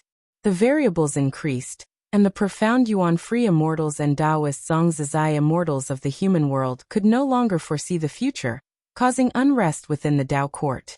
Yet the fate of the celestial spirit great world remained visible to Guan whenever changes occurred. New destinies appeared in his vision. If he focused, he could even see the destiny branches created by these variables in advance. That's the Dao court, the strongest sect under the heavens. No, it's the strongest even beyond the heavens. Once Qiankuan sect goes to war with them, could it affect our Taoist field of the beginningless? Shangguan Xianer's voice was filled with excitement and anticipation as she spoke. Among the third-generation disciples, aside from Zizai, the others only knew Guan was strong, but how strong exactly they were unsure. Moreover, the second-generation disciples intentionally didn't reveal that Guan was invincible to prevent them from becoming too arrogant. Guan stood up listlessly saying, "Maybe. You better seize the time to cultivate. With your cultivation, you're merely cannon fodder against the Dao court." He touched his chest, curious about the book Shangguan Xianer had written. Deliberately, he didn't simulate it beforehand, letting this book remain a mystery. Objectively speaking, Shangguan Xianer's characterization of people and depiction of environments was indeed top-notch, though she lacked the creativity of Shenzhen. Shangguan Xianer huffed. "I've already preliminarily mastered the 3,000 slaying Dao swords. I may not lack the strength to fight." "Oh please, with your swordsmanship, you call that the 3,000 slaying Dao swords? Ancestor, you're going too far. Not just your 3,000 slaying Dao swords, even your master's doesn't qualify. Your comprehension in sword Dao is too poor." Guan deliberately teased Shangguan Xianer, inciting her face to redden with anger. Unlike how he encouraged the second-generation disciples, Guan relished discouraging the third-generation ones. He just liked seeing his disciple grandkids getting rattled. He knew he was quite vile for doing so, but seeing his grand-disciples, he just couldn't help but crack jokes. If you find any errors, ads pop up, ads redirect, broken links, non-standard content, etc., please let us know report so we can fix it as soon as possible. Chapter 694. After a heated exchange with Guan, Shangguan Xianer left with a frustrated heart. "Master, is there divine scheming behind the conflict between the Dao court and the 100 sects of the human world?" Anzin's voice came through, as she opened her eyes, gazing at Guan from afar. Guan turned his head to look at her and asked with a smile. What is it? Are you worried about the Qianquan sect? An Xian shook her head and replied. It doesn't matter who wins or loses. It's natural selection, destined by fate. I'm just worried that there's some interference from outer heaven. If that's the case, wouldn't it be a great pity for the sects of the human world? No matter who wins or loses, the internal strife in the celestial spirit great world can't affect much, as a new order will always arise. But the variables brought by the immortal gods are different, potentially overwhelming the entire celestial spirit great world. Such events have occurred before. Then you don't need to worry. The current disputes are also an evolution of the human world's progress. Facing an Xian, Guan was willing to reveal some heavenly secrets. The scheming of the immortal gods has always existed, but it's not the current conflict. An Xian nodded slightly, then came to Guan's side, beginning to inquire about difficulties in cultivation. She, too, had stepped onto the primordial emperor road, though her daily cultivation still primarily focused on the immortal emperor's eye. The master and disciple chatted for a while before Guan finally departed. He walked through the woods, his gaze fixed on the path of the great Tao. Someone was about to achieve the position of primordial Tao Emperor. This will be the first primordial Tao Emperor. And that person is Feng Xian. On the current path of the great Tao, over 3,000 beings have stepped onto the primordial Emperor road. Once the first primordial Tao Emperor is born, the fortune of the primordial Tao Emperor will rise significantly, extending to the 3,000 great worlds. At that time, the primordial crystal will also be distributed across all heavens and myriad realms. The fortune of the primordial Tao Emperor is still in a growing state. If someone were to kill Guan, this fortune would dissipate into thin air. Once a primordial Tao Emperor is born, then, even if Guan were to fall, the fortune of the primordial Tao Emperor would remain, just like the great Tao, eternal and unchanging. Because of this, Guan also eagerly anticipated Feng Xian's success. At this moment, Feng Xian was meditating in an independent void, where only he and the Blood Prison Great Saint existed. The Blood Prison Great Saint was far away, not daring to disturb him. Once this cycle of reincarnation reflection concludes, integrating all reincarnation insights, Feng Xian will truly become the primordial Tao Emperor. As Guan's gaze fell upon Feng Xian opened his eyes in response, his eyes bursting forth with a frightening brilliance, as if illuminating the entire void. Seeing this, Guan's lips curled up, and he withdrew his gaze. He knew Feng Xian had succeeded, and no one would come to stop him. As the sun set in the west, on the grass by the big river, a man in black with a straw hat was advancing. He carried a broadsword on his back, 3 treasure swords at his waist, and a wine gourd in his hand, drinking as he moved. Behind the man in black was a young boy in commoner clothes, with 2 ropes thicker than his arms tied around him, connected to a broken log with a diameter of over a foot. This scene was quite spectacular because the disparity between the young boy's physique and the log was immense, making one marvel at the powerful strength contained within his small frame. Search * the novel Fire. Net * website on Google to access chapters of novels early and in the highest quality. The young boy was already drenched in sweat and panting heavily. He looked up at the man in black ahead and gritted his teeth, saying, "Master, I've been carrying this burden for 100 miles. Are we not stopping yet?" "This is just the beginning," Leah replied casually, tipping over the wine gourd in his hand and shaking it downwards, catching a single drop that fell before tossing it into his mouth. His action seemed quite carefree, making it hard to believe he was a free immortal. The tides of the human world rose and fell, with exceptional talents always taking turns to shine. Li Ya's renown wasn't particularly illustrious, but his growth rate had always been among the top in the world, with continuous opportunities. He, too, was now on the primordial emperor road. Hearing his master's words, the young boy couldn't help but ask, "Continuously refining my physique, is it really useful? When will you teach me the method of cultivating immortality?" "Master, I really want revenge. You can't just mess with me like this." Leah did not turn back, snorted, "You brat, I'm not some idle person who has the time to mess with you.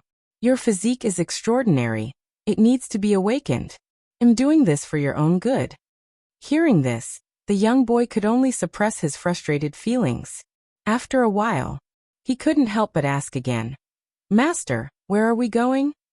To the sword sect, to see how my junior brother's disciple is doing in their Tao practice. The sword sect? Is Master Uncle also in the sword sect? During the years following Liya, the young boy had heard of the sword sect's name. A supreme sect rumored to house immortals. Just the thought of possibly having his master come from the sword sect made him excited. Having lived together for many years, he only knew his master's name was Liya, but not his background, which he was always curious about. Unfortunately, Liya wouldn't divulge any details. Your master uncle isn't there because the founding ancestor of the sword sect is your master uncle's disciple. Liya's response made the young boy's eyes widen, his face full of disbelief. He was truly shocked. The sword sect was founded countless years ago, and in the legends of the immortal cultivation realm had heard, only the Tao court was older than the sword sect. If Liya wasn't exaggerating, then how many years had Liya lived? Your master uncle has many disciples. Of course, I also have many, but unfortunately, my disciples don't compare to his. Liya hummed softly, intentionally provoking the young boy. As expected, upon hearing this, the young boy quickly said, Master, don't worry, I will surely not disappoint you. I will cultivate to surpass the sword sect's founder. All you do is brag. Liya said this, but couldn't help the upward curve of his lips. He truly saw endless hope in the young boy, recalling the past and how, at his current realm, to advance his cultivation level required accumulating long centuries. So he also wanted to take disciples to pass the time. He's had more than 10 disciples, but felt none could compare to Gu An's disciples. He liked to compare his disciples with An Hao and Yang Jian. The young boy, to divert his focus, began to inquire about the name and whereabouts of that master uncle. Unfortunately, no matter how he asked, Liya gave ambiguous answers, leading to some bad guesses. Could it be that master and master uncle were not on good terms? Just then, the young boy noticed an old man fishing by the river ahead, which confused him. There was no town within 1,000 miles. Why would someone fish here? Could it be a sage in seclusion? He had heard many legends. Great fortune seekers often encountered reclusive sages, thereby gaining inheritances and opportunities. Liya also noticed the old man, appearing indifferent but was actually alert inside. Because he couldn't discern the other's cultivation level, he proceeded without a change in pace. As he walked past the old man's back, the old man spoke. Liya from the Taitsong dynasty, son of heaven of Taitsong, sent to the supreme sect for cultivation in his youth. Liya stopped immediately upon hearing this. If you find any errors, ads pop up, ads redirect, broken links, non-standard content, etc., please let us know. Report so we can fix it as soon as possible. Chapter 695. Heavenly Ascension Stairs. Liya looked at the old man by the river and squinted, asking, Who are you, sir, and how do you know me? The boy in coarse clothing followed and stopped, looking at them nervously. This old man had an unfathomable aura, and immediately revealed his master's origins. Clearly he wasn't simple. The old man slowly stood up, turned to Liya, revealing a face full of wrinkles. His eyes were so hollow that it sent chills down one's spine. If I said I am an immortal god, would you believe me? The old man stared at Liya, speaking in an indifferent tone. Liya raised an eyebrow and said, Anyone who reaches nirvana can call themselves an immortal. There are plenty of immortals in this world. Why wouldn't I believe it? Immortal gods. The boy in coarse clothing was stunned, quickly removing the rope from his body, and watching the old man warily. He had experienced family destruction, so his vigilance was extremely high. I am the Huangfeng immortal monarch of the celestial court, ruling over the 3,000 great worlds. Everything in your eyes is not even as large as my palm to me. As the old man spoke, he raised his right hand, his gaze falling on his palm. Such arrogant words made Liya frown. He also grew cautious, ready to fight at any time. Throughout hundreds of thousands of years, I've sent people to help you numerous times, teaching you Taoist techniques. Of course, your accomplishments today are also due to your own strong Fuyuan and the help of other benefactors. But the immortal gods have always been watching you. Huangfeng, immortal monarch, raised his eyes to Liya, their eyes meeting. Liya inexplicably believed him. Liya asked, "So? What do you want? Do you need me to repay you?" Huangfeng, immortal monarch, asked, "If I offer you the opportunity to become an immortal class, would you take it? What are the conditions? After joining the immortal class, Songtian will only grant you duties and divine power. I don't need you to do anything for me." The words of Huangfeng, immortal monarch, made Liya frown even more. Liya stared intently at Huangfeng, immortal monarch, as if trying to see through him. Huangfeng, immortal monarch, continued, "To be honest, choosing you wasn't because of your own opportunity, but because of the supporting Dao Sword Venerable. I think the supporting Dao Sword Venerable has a misunderstanding about the Celestial Court and the immortal gods. If there's no substantive conflict, I see no need to be enemies. If you become an immortal god and understand the Celestial Court, you would build a bridge between the Celestial Court and the supporting Dao Sword Venerable. In the future, a terrifying cataclysm will descend, sweeping across the 3,000 great worlds. We can face it together." Upon hearing him mention Guan, Liya's frown instead eased. Saying it like this, it seems true. Although he thinks highly of himself, he wouldn't truly think he could attract the attention of the immortal gods. Even though he doesn't know where the Celestial Court is, just hearing about it, he imagines it as an unimaginably powerful force. Liya asked, "If that's the case, why don't you just approach him directly? Can't you find him?" Huangfeng, immortal monarch, turned his head towards the horizon, speaking leisurely. "There is already an immortal god by his side, and sooner or later he will be told. As for finding you, it's just to deepen my sincerity." Liya thought for a moment and said, "Then can I talk to him first before coming to you?" Huangfeng, immortal monarch, looked at him, smiled, and softly said, "Of course, that's not a problem. Let me first take you to see the Celestial Court." As he finished speaking, he suddenly swung his sleeve, sweeping away Liya and the boy in coarse clothing, the three disappearing together from the grass. Far away on the Taitsong continent, Guan did not stop what he was doing, continuing to pick medicinal herbs. Profound, mysterious Shinran followed beside him. After 500,000 years, he had completely mastered the demon god body, his cultivation reaching the Zizai immortal realm, with an even more terrifying physical strength. Guan believed that even Daoist Zhang Zizai immortal was no match for him.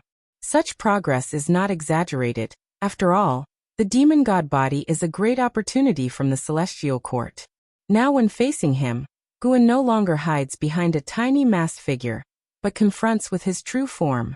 Profound, mysterious Shinran followed beside Guan, like a Daoist child, inquiring about his cultivation doubts.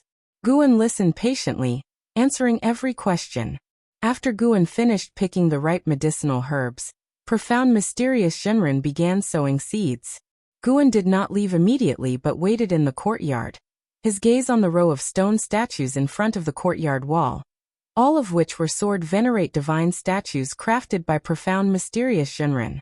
When profound, mysterious Shinran returned to the courtyard, Guan spoke. "Why make these stone statues? I don't need faith, nor do I need people to always remember me." This was the truth. His cultivation to date was not reliant on the faith of the masses or worldly merits.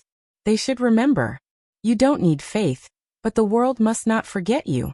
This is my selfish thought because I know this world isn't so important to you. If no one remembers you, there's no need for you to remain here. Profound, mysterious Shinran spoke earnestly. The higher his cultivation level, the more he admired Guan. Even with a Dao heart like his, he would yearn for the universe beyond, for other great thousand worlds. But Guan could remain reclusive here and save the world multiple times.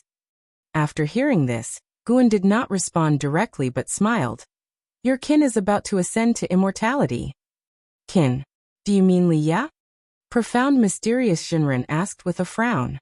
He already knew the relationship between Guan and Liya. Back then, he marveled at Liya's luck. Although they share the surname Li, he and Liya were like strangers. In his view, without Guan's help, neither he nor Liya could become immortals. There are immortal gods wooing him, trying to persuade him to become an immortal, supposedly to draw me in. Guan spoke with a smile, lifting his eyes to the celestial vault. his gaze seemingly already locking onto Liya. Profound mysterious Shinran heard the implication in Guan's words and asked, "Since it's a scheme, will you intervene?" Guan calmly replied, "Let Liya see the celestial court first. He needs to make his own choice. Even if the other party's target is me for him, it's a great opportunity rarely encountered in life." These words made profound mysterious Shinran deeply respectful. Compared to Guan's broad-mindedness, the schemes of the heavenly court immortals were insignificant. The lord of the celestial court is lacking. It would be better to let the senior take charge. Profound mysterious Shinran looked at Guan, thinking to himself. Above the sea of clouds, Huangfeng immortal monarch, Liya, and the boy in coarse clothing appeared out of thin air. The boy in coarse clothing collapsed directly onto the clouds. He was about to speak, but was captivated by the sight above. Following his gaze, the celestial vault was azure, and at the top of the celestial vault, one could see the cosmic starry sky, vast and boundless, giving a fantastical sense of being in a dream. Sir the Nellfire. NT website on Google to access chapters of novels early and in the highest quality. The celestial vault merged seamlessly with the universe. Liya was also drawn by the magnificent scene above, feeling that the concentration of spiritual energy here far surpassed that of the celestial spirit great world. Cultivating here for a day might equal several months in the celestial spirit great world. Is this the celestial court? Huangfeng immortal monarch spoke. This is not the celestial court, but it leads to the celestial court. The celestial court is above all realms, and cannot be reached merely by traversing the universe. One must ascend the heavenly ascension stairs. In the celestial court, not all immortal gods can ascend the heavenly ascension stairs. The celestial spirit god who guards the celestial spirit great world has never stepped on the heavenly ascension stairs in his life. If you find any errors, ads pop up, ads redirect, broken links, non-standard content, etc., please let us know. Report so we can fix it as soon as possible. Chapter 696. Heavenly Might. Heavenly Ascension Stairs. Liya looked up, searching for the heavenly ascension stairs that Huangfeng immortal monarch mentioned, but no matter which direction he looked, he couldn't find them. The cloth-clad youth was also searching for the heavenly ascension stairs. The celestial vault was boundless, the universe magnificent, its end unseen, and the sea of clouds beneath their feet equally vast, making them feel as insignificant as dust. After looking around, Liya couldn't help but ask, "Where are the heavenly ascension stairs? You can't have brought me here just to look at the sky, right?" Huangfeng immortal monarch smiled and said, "Usually you can't glimpse the immortal signs of the celestial court, but today I will make an exception. You are about to witness something even a celestial god cannot comprehend." These words made Liya and the cloth-clad youth even more expectant. Huangfeng immortal monarch stepped forward, then lifted his robe, kneeling with one knee and raised both arms, chanting magic spells that Liya and his apprentice could not understand. Liya and the cloth-clad youth became even more anxious, looking up at the celestial vault, waiting for the heavenly ascension stairs to appear. CTH Nelfer. Net website on Google to access chapters of novels early and in the highest quality. The sea of clouds ceased its surging, the celestial vault and the starry cosmos remained silent yet oppressive. As time passed, Liya and the cloth-clad youth gradually felt an overwhelming pressure, reminiscent of the celestial tribulation experienced during crossing the tribulation. Liya felt it most acutely, as none of the pressures he had faced during any celestial tribulation ever compared to the current heavenly pressure. Suddenly, a burst of golden light descended, illuminating Liya and the others. Eyes wide open, mouth slightly agape. A streak of golden light quickly descended from the depths of the universe, rapidly enlarging, seemingly set to occupy the entire cosmos. Before Liya and the youth could ponder further, the golden light had already descended, turning into an incomparably majestic golden mountain, stretching countless miles long, its height unfathomable. The cloth-clad youth gazed upwards, pupils full of golden light. Even Liya was shocked, looking up in awe and spontaneously guessing how high this golden mountain might be. It seemed 1,000,000 zhang high. Placed in the celestial spirit great world, it would probably be visible even from outer heaven. Yet he had never seen such an enormous mountain, making him forget his worries for a moment, staring blankly at the golden mountain ahead. The golden mountain shone brightly, devoid of any vegetation, appearing like a heavenly wall across their path, and once it fell, its imposing aura grew, showing no end in sight on either side. Huang Feng, immortal monarch, slowly stood up, looking at the million-zhang-high golden mountain before him, eyes full of reverence. How could the heavenly ascension stairs?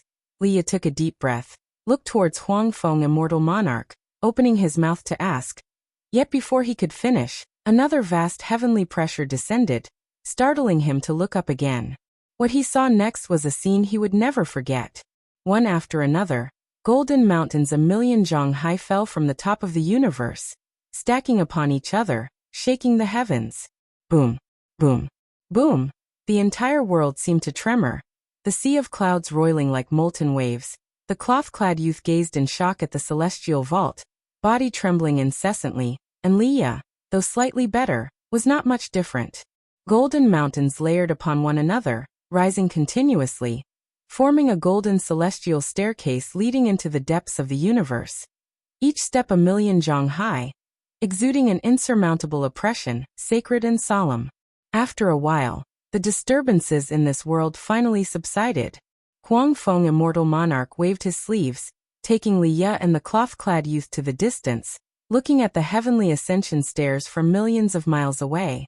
Even from such a distance, the heavenly ascension stairs still overwhelmed the eyes of Liya and his apprentice. From this vantage point, the heavenly ascension stairs seemed to have already broken out of the boundaries of this world, leading deep into the universe, unseen at the end, and Liya and the youth felt that just walking along these stairs would take them to the peak of the great Tao. The feeling was wondrous, yet the two inexplicably nurtured such a thought. The heavenly ascension stairs are not just tall. Each step harbors immense heavenly pressure. To set foot on the first step, one must first reach the golden immortal Tao fruit realm, a realm far beyond your current reach. Only those in the immortal class have the opportunity to attain it. Huang Feng, immortal monarch, remarked with a tone of reflection. Although this was not his first sight of the heavenly ascension stairs, he could not help but marvel every time he saw them. The existence of the heavenly ascension stairs symbolized the insurmountable gap between the mortal and the immortal. Even someone like Huang Feng, immortal monarch, felt a sense of awe toward the heavenly Tao.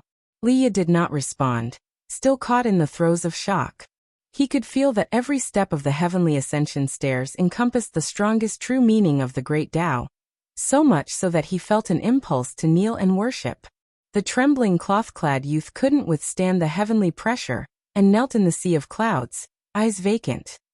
Huang Feng, immortal monarch, turned, looking at Liya, and with a smile asked, "Now how will you choose? Will you still seek him out? Even if I can't form a friendship between you and him, becoming an immortal god is your greatest opportunity. Only by becoming an immortal god can you truly achieve immortality. I cannot harm you, for the celestial rules exist."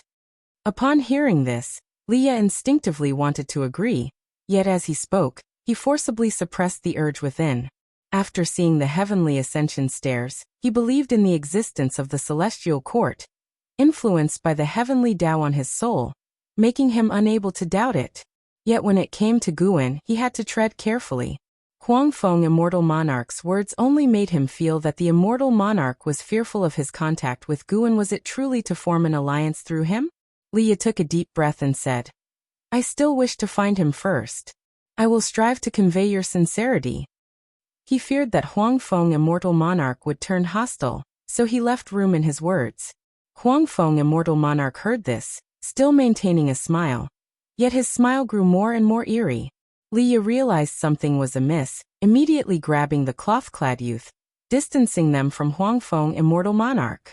The next second, Liya's expression changed drastically, discovering his mana had solidified, looking at Huang Feng, immortal monarch, in terror. The cloth-clad youth also awoke from his shock, glancing at Huang Feng, immortal monarch, frightened by the monarch's sinister smile. Huang Feng, immortal monarch, stared intently at Liya, sighing, "Mortal, I have treated you with such sincerity. Yet why do you still mistrust me?" Though fear gripped Liya's heart, his words remained unyielding. He directly questioned, What do you intend to do with Guan? If you are truly an immortal god, why resort to such tricks? Huang Feng, immortal monarch, laughed coldly. I did not deceive you. I do wish to win him over to make him an immortal god. But if he refuses, then the celestial court can only eliminate him. No one can refuse the celestial court's invitation. If you do not understand, you must understand today. Boom. His aura erupted suddenly, his clothes burnt away by flames, flesh as if turning to ashes and scattering. His form heightened, quickly revealing his true form. Golden red light ribbons surrounded him, his appearance still aged, yet more solemn than before, two divine beast phantoms rising behind his head, intertwining. The yellow robe fluttered, celestial aura exuded. The revealed form of Huang Feng, immortal monarch, emanated an unparalleled aura of dominance. If you find any errors, ads pop up, ads redirect, broken links, non-standard content, etc., please let us know. Report so we can fix it as soon as possible. Chapter 697. Facing the true form of Huang Feng, immortal monarch, Li Ye and the young man in simple clothes felt immense pressure, especially the young man, who felt like he might explode and die at any moment. The oppressive aura around them squeezed his body, causing his chi blood to become chaotic. Li Ye was terrified. He could feel Huang Feng, immortal monarch's killing intent. If he refused again, Huang Feng, immortal monarch, would definitely kill him. Moreover, he would have no power to resist. At this moment, memories of the past unexpectedly surfaced in Li Ye's mind. Those were memories of the profound valley, when he, Guan, and Meng Lang followed senior brother Zhang Chuanqiu to sow seeds. Back then, Meng Lang liked to order Guan around, while he always watched from the side. These memories had long become blurry, but for some reason, they became clear once again at this moment. Sar the Novel Fire. NT website on Google to access chapters of novels early and in the highest quality. Huang Feng, immortal monarch, quietly watched him, waiting for his decision. The grand and boundless heavenly ascension stairs still stood behind Huang Feng, immortal monarch, like the end of the world, an insurmountable chasm.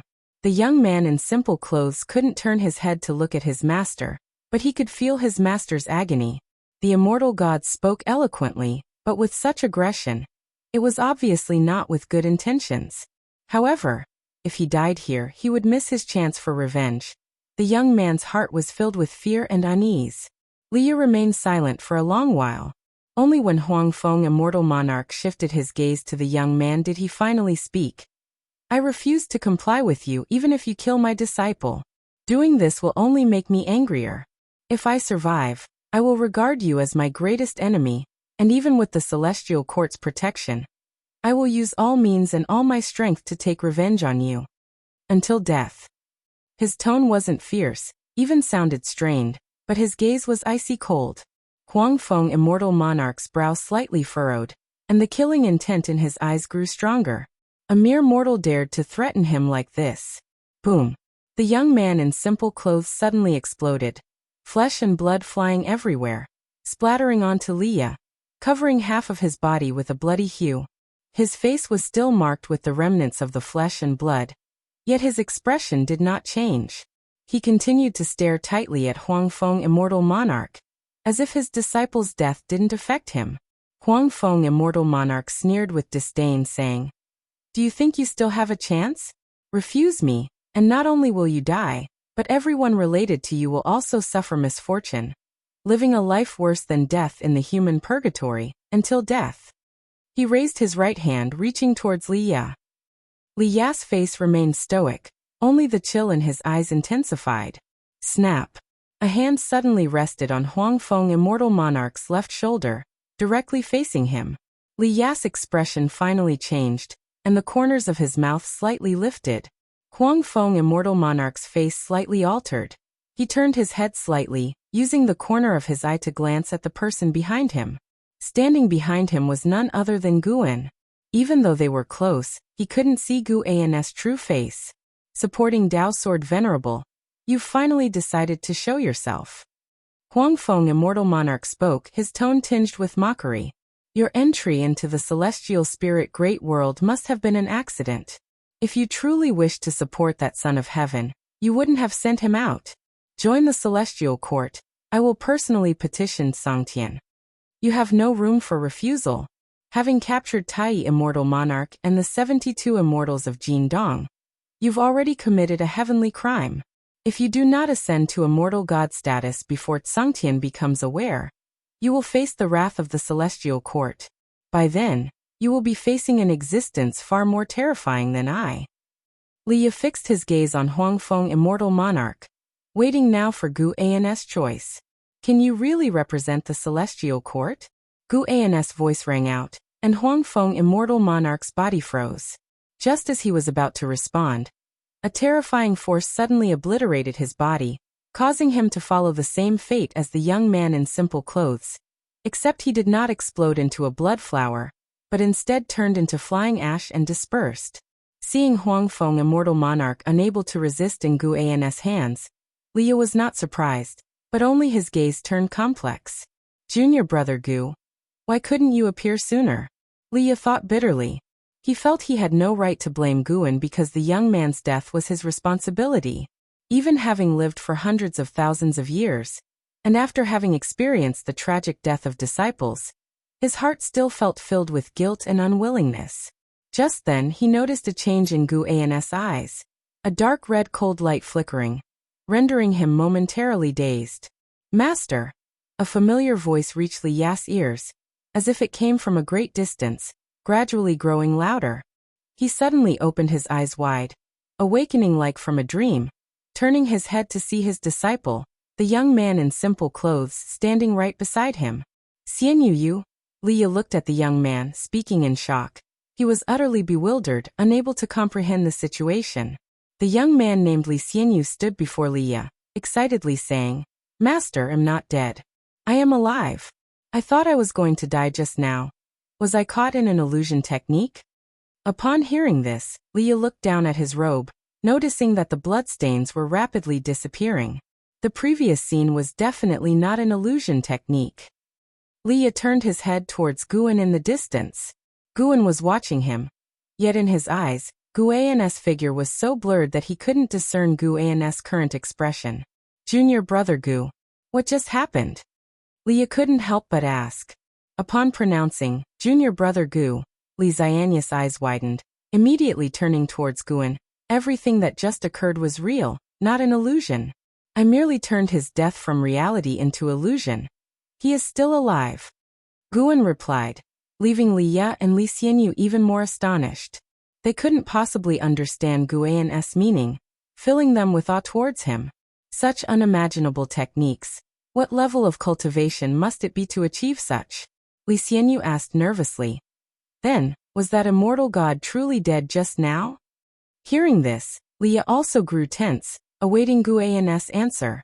Guan, facing away from the heavenly ascension stairs, replied, Immortal gods are immortal. Just now, he was only a projection. In reality, his summoning of the heavenly ascension stairs wasn't to showcase heavenly might to you, but to summon a path for stronger existence to the human world. Stronger existence? Liya and Li Xianyu shivered involuntarily, instinctively looking towards the heavenly ascension stairs. At the top of the heavenly ascension stairs, leading to the end of the universe, a ball of white light had unknowingly appeared, slowly expanding. Their hearts raced, feeling a chilling sensation as if being watched by an unknown presence. Supporting Tao Sword Venerable, since you know, yet dare to come, who are you truly? Whom do you serve and what do you seek? Huangfeng Immortal Monarch's voice echoed, cold and foreboding, with killing intent engulfing the limitless cloud sea. Guan slowly turned around, facing the heavenly ascension stairs. At the top of the heavenly ascension stairs, within the dazzling white light, a figure descended. The million-zhang high stairs were like ordinary stone steps from the mortal world beneath his feet. He bathed in the strong light of the heavenly Tao, making it impossible to see his true form. Yet merely his silhouette brought immense pressure to Liya and the others. Every step he took echoed with the terrifying momentum of a collapsing sky. If you find any errors, ads pop up, ads redirect, broken links, non-standard content, etc., please let us know. Report so we can fix it as soon as possible. Chapter 698. Golden Crow Divine Sovereign. The heavenly Tao's brilliant light grew larger and larger, resembling the arrival of a bright sun. The mysterious figure descending from the peak of the heavenly ascension stairs moved neither fast nor slow, but his footsteps grew louder and louder, resounding like the trembling of the heavens and the earth. Li Ye and Li Xianyu raised their heads, their expressions dazed as they gazed at the figure on the heavenly ascension stairs. The true form of Huang Feng, immortal monarch, had already filled them with great despair, but compared to this figure, Huang Feng, immortal monarch, seemed insignificant. An overwhelming aura enveloped the entire world, causing the sea of clouds to come to a standstill. Boom, boom, boom, the rumbling grew more intense. The mysterious figure's footsteps seemed to tread on the hearts of Li Ye and Li Xianyu, making their souls tremble in fear. Li Ye forced himself to hold his fears in check and looked towards Guan's back. Guan stood in front, facing the heavenly ascension stairs. His vague figure exuded an unshakable aura of steadiness, giving Li Ye some relief. Li Ye's emotions eased slightly, and he chose to trust in Guan. Guan dared to come. He must have confidence. As time passed, the figure on the heavenly ascension stairs grew larger and larger, so large that the celestial vault seemed cramped in comparison. At this moment, another figure appeared on the first step of the heavenly ascension stairs. It was none other than Huang Feng, immortal monarch. His figure, like that of a mortal, did not appear majestic. Standing on the first step of the heavenly ascension stairs, he looked insignificant, yet his aura was hard for Li Ye to ignore. As for Li Xianyu, his cultivation level was too low to even see Huang Feng, immortal monarch's form. He could only stare blankly at the arrival of the mysterious giant immortal. Supporting Dao Sword Venerable, the existence behind me is the Golden Crow Divine Sovereign, ranked among the supreme immortals of the Celestial Court, in charge of the celestial law, and able to represent heaven's will. Do you truly intend to defy the will of heaven? Huang Feng, immortal monarch's voice resounded, his tone solemn. Guan gazed at the figure of the Golden Crow Divine Sovereign. With the celestial destiny of the Celestial Court upon him, Guan couldn't perform lifespan detection on him, but could sense his cultivation level. Late stage of Miaojin Daoyuo, immortal realm. The celestial destiny upon him was extremely thick, far surpassing that of Huang Feng, immortal monarch. Even if faced with the early stage of Dao Extreme Daoyuo, immortal realm, it should still be difficult to extinguish him in a short time. Of course, he was by no means a match for a Dao Extreme Daoyuo immortal either. Guan did not fear too much, nor was he afraid of offending the Celestial Court because of this. Huang Feng, immortal monarch, acted too cautiously, clearly fearing that the matter would be exposed. The Celestial Court was so powerful that if Guan had really offended them, they could easily suppress him instead of constantly probing him. Guan surmised it had to do with Tian Hao. Tian Hao was the son of heaven reincarnated. Huang Feng, immortal monarch, Tai Yi, immortal monarch, and others had come for him. From their perspective, Guan might be the protector of the son of heaven, possibly with other powerful immortal gods backing him. It was precisely because of this that Huang Feng, immortal monarch, continually asked if Guan wanted to join the Celestial Court. If he truly wanted to recruit Guan, why would he seek out Li Ye? So far, Huang Feng, immortal monarch, had not revealed how to make Guan and Li Ye become immortal gods, only constantly demonstrating the power of the Celestial Court. The Golden Crow Divine Sovereign did not stop walking, but as his distance to the sea of clouds shortened, his form became clearer. He seemed to be clad in thick divine armor, with a divine bird perched on his shoulder. Golden Crow. This Golden Crow was also enveloped in the strong light of the heavenly Tao, without revealing its true form. Sir the Oval Fire. Et website on Google to access chapters of novels early and in the highest quality. Do you also dare to represent heaven's will? Gu An's voice rang out, breaking the oppressive aura of the Golden Crow Divine Sovereign and Huang Feng, immortal monarch, allowing Li Ye and his student to breathe a sigh of relief and cease their nervous tension throughout their bodies. Huang Feng, immortal monarch, squinted, his eyes bursting with coldness. He stopped speaking, waiting for the Golden Crow Divine Sovereign to make a move. What is your relationship with the Eternal Life, Venerable?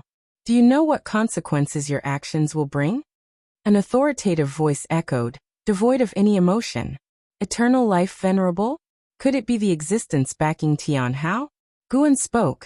The person you are looking for is no longer in the celestial spirit great world. You have been bothering me incessantly, and it really troubles me. Humph, by aiding him, you become our enemy. Since you refuse to speak, then prepare to die and feel the true wrath of heaven. The voice of the Golden Crow Divine Sovereign resumed, domineering and starkly contrasting Huangfeng Immortal Monarch's demeanor. He stopped his steps, stood on the heavenly ascension stairs, and looked down at Guan raising his right arm. The golden crow on his shoulder fiercely flapped its wings, diving downward. After leaving the strong light of the heavenly Tao, the golden crow revealed its true form, enveloped in true sunfire, with a shape resembling a crow, its wings spanning millions of miles, as if bringing a sea of flames raining down from the celestial vault, unstoppable.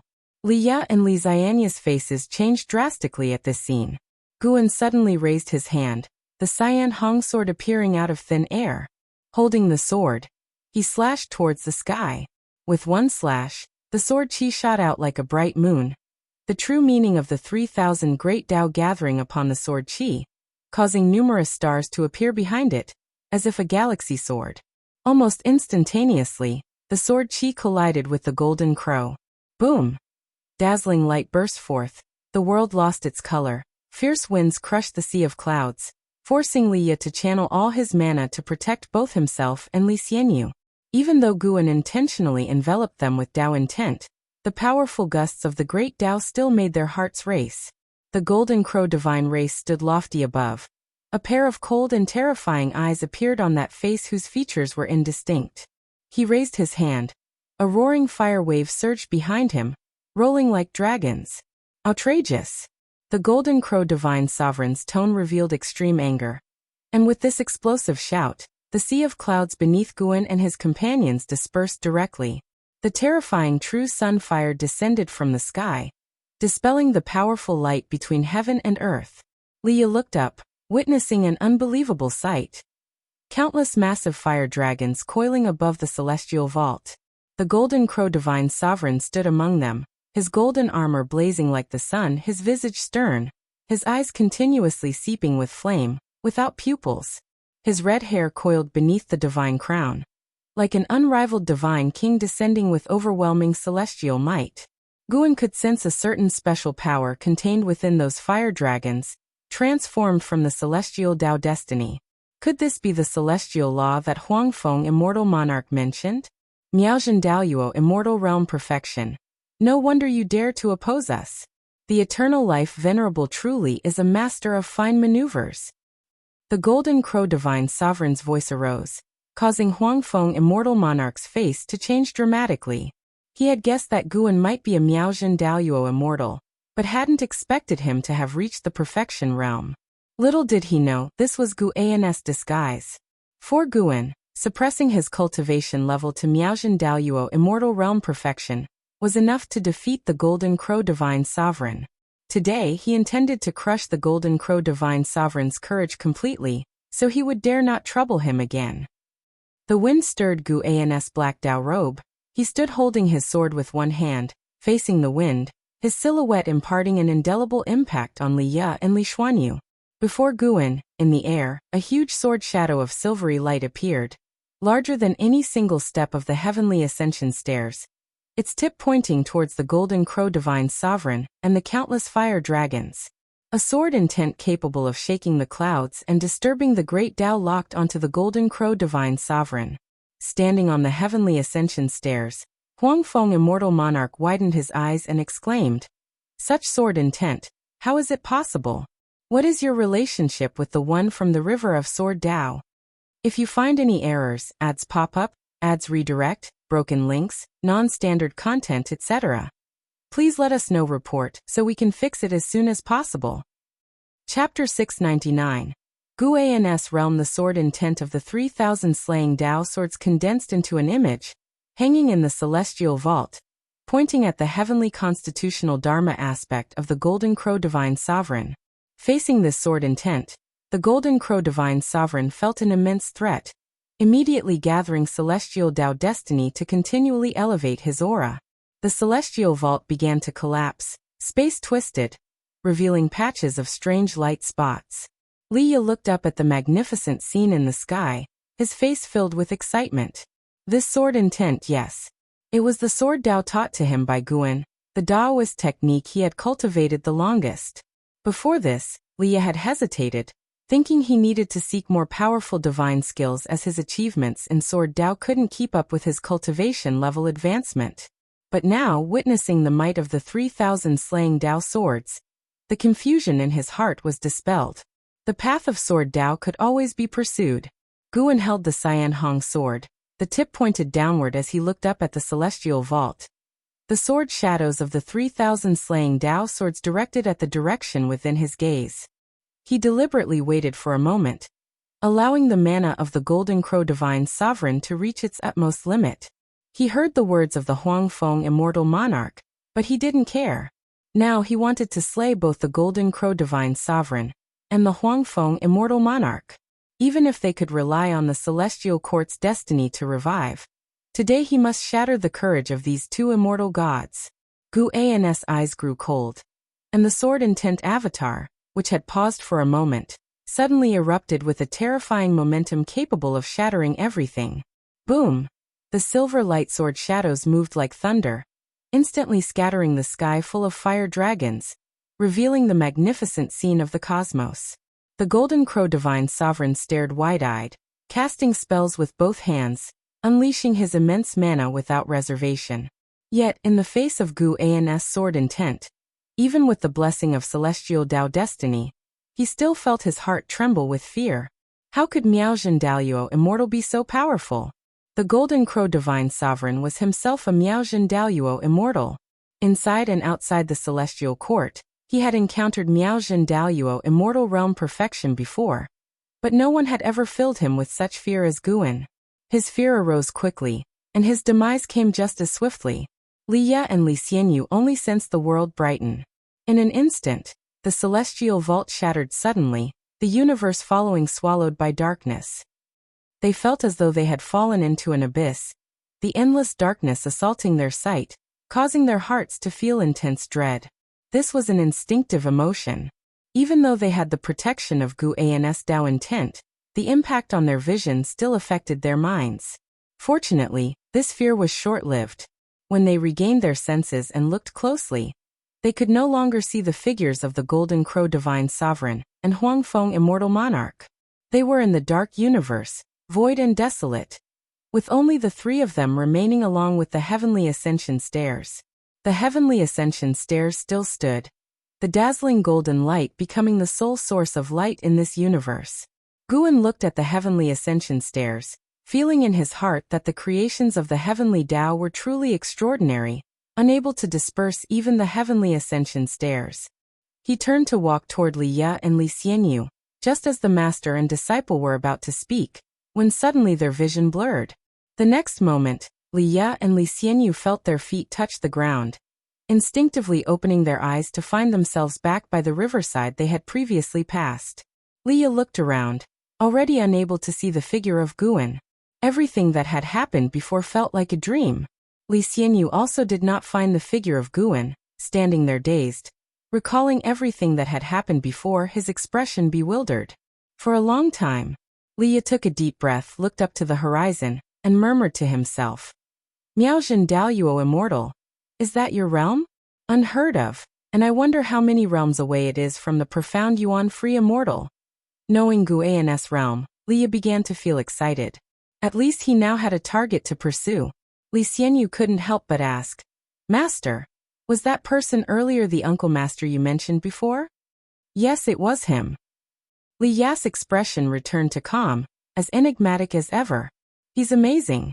Is he the most powerful existence under the heavens?" "Not just under the heavens.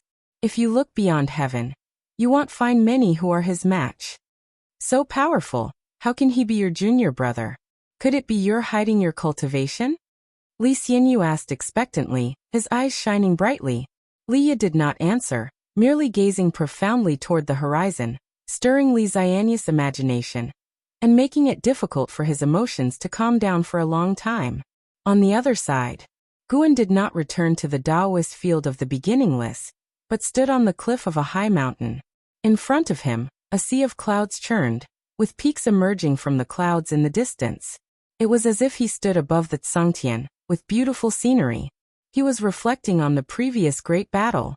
This battle had caused anxiety to arise in his heart. The celestial court's destiny was truly unsolvable, allowing immortal gods to resurrect endlessly. He must devise a method to dissolve the celestial court's destiny. The celestial court's destiny was essentially the celestial Tao destiny, only transformed through some creation, making the celestial court's destiny more complex. If he possessed a method to dissolve the celestial court's destiny, he could kill immortal gods at will. He thought it might be possible to start from the path of cause and effect and the path of chi fortune. Although he could not think of a solution for now, he could conduct lifespan projection and life evolution. He did not immediately set about doing this. Instead, he lifted his eyes to the celestial vault, his gaze hesitant. In the unseen, he sensed a sword intent calling to him from afar, that place being the river of sword Tao. The sword intent used to slay the golden crow divine sovereign had alerted a powerful being hidden within the river of sword Tao, who used sword intent to show goodwill and wished to meet him. Should he make a trip to the river of sword Tao? Above the boundless sea of clouds, there was a massive vortex emitting golden light, resembling an entrance to an exotic world, magnificently vast. Beside the vortex, two figures appeared out of thin air above the clouds and mist, precisely the golden crow divine sovereign and the Huangfeng immortal monarch. At this moment, the form of the golden crow divine sovereign was no longer as huge as it had been before. Though still more stalwart than the Huangfeng immortal monarch, they now appeared roughly similar in size.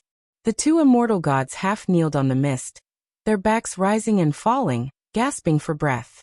The golden crow divine sovereign, with his head lowered and eyes wide open, kept gasping, his eyes full of shock. Though he could revive, the sword intent earlier actually injured his Tao fruit, leaving him with lingering fear. Sir, the novel Fire. Any *T website on Google to access chapters of novels early and in the highest quality. Even he was like this, not to mention the Huangfeng immortal monarch. Huangfeng immortal monarch trembled all over, supporting himself on the ground with both hands. He felt Gu An's killing intent still locked onto him. After a while, the golden crow divine sovereign stood up, turning his head to look at Huangfeng immortal monarch, who was still kneeling on the ground. He spoke. Never go to the celestial spirit great world again. He had already returned to his usual state, solemn and indifferent. The Huangfeng immortal monarch did not lift his head, asking through gritted teeth, "What about the Tai immortal monarch and the 72 immortals of Jin Dong?" "What do you mean, what about them? Could it be you and the Tai immortal monarch have become close friends? The celestial court is in turmoil now. Supporting the Son of Heaven we have chosen is the top priority. The Son of Heaven protected by the supporting Tao sword venerable is too weak, unable to threaten the Son of Heaven we chose. Don't delay the important matters." The tone of the golden crow divine sovereign was irrefutably firm, causing the Huangfeng immortal monarch to fall silent. Seeing him so dejected, the golden crow divine sovereign said earnestly, "When the Son of Heaven exits seclusion, sweeping across the great Tao and all heavens, then we will ask him to destroy the celestial spirit great world. It will be no difficult task." The Huangfeng immortal monarch stood up, nodding with a complex expression. He no longer dared to go to the celestial spirit great world. He didn't want to face that sword intent again. Even if he could revive, each revival would deplete his cultivation, not to mention the feeling at the moment of death was real. Remove the heavenly ascension stairs and pretend it never happened. Do not spread it, understand? The golden crow divine sovereign stared at the Huangfeng immortal monarch, asking in a deep voice. The Huangfeng immortal monarch took a deep breath and said, "I will bury this matter in my heart forever. If you find any errors, ads pop up, ads redirect, broken links, non-standard content, etc., please let us know. Report so we can fix it as soon as possible." Chapter 700. Infinite Void Sword Ancestor in the Dark Void. A river that emitted a silver-blue radiance stretched across the universe, twisting slightly, resembling an endlessly long silver dragon advancing slowly. This was the river of Sword Tao, formed by the Sword Tao nurtured by the heavens, on whose surface silver lines continuously emerged, symbolizing the birth of new Sword Tao. Guan appeared out of thin air on the river of Sword Tao. He had spied upon the river of Sword Dao many times, but this was his first time truly coming to it. As soon as he manifested, he stepped forward and walked toward the interior of the river of Sword Dao. The sword intent he displayed when confronting the Golden Crow Divine Sovereign and Huangfeng Immortal Monarch had disturbed the strongest presence within the river of Sword Dao. Guan sensed that the other party's cultivation level had reached the Dao Extreme Daoyuo Immortal Realm, although their minor realm was not as high as his. This time, Guan suppressed his cultivation level and came to meet this powerful presence with the Miaozhen Daoyuo Immortal Realm Perfection cultivation level. After entering the river of Sword Dao, Guan was surrounded by sword intent. As he glanced around, he could peer through the sword intent into different worlds, seeing the 3,000 great worlds, countless little worlds, and mysterious planes adrift within the great Dao. The bizarre and colorful scenes along the way could not tempt Guan to halt his steps. Flying within the river of Sword Dao, Guan felt as if he were traversing through time and space. After a while, his feet landed on the grass, which was part of a small island floating in the depths of the river of Sword Dao. On the island was a grove, and on the grassland outside the grove stood numerous steles engraved with the names of various Sword Dao, numbering over 100. After just sweeping a glance at them, Guan walked toward the grove. The grove was serene and not very large. He reached the garden inside the grove after less than 20 steps. In the garden grew many flowers and plants, and there was a small wooden building, not very exquisite, giving off an ancient feel. In front of the building was a stone table at which sat an old man in a gray robe brewing tea. The fragrance of tea filled the air, and Guan could feel a certain sword intent within the tea aroma. "Please have a seat, fellow Taoist." The old man in a gray robe looked at Guan and spoke with a smile. "Infinite Void Sword Ancestor, Dao Extreme Daoyuo Immortal Realm Early Stage 0/0/0, no lifespan?" No wonder he could only stay in the river of Sword Dao. It seemed his physical body and divine soul had already merged with the river of Sword Dao, coexisting with it. Guan silently contemplated as he followed and sat opposite the Infinite Void Sword Ancestor. The Infinite Void Sword Ancestor scrutinized Guan, while Guan likewise sized him up.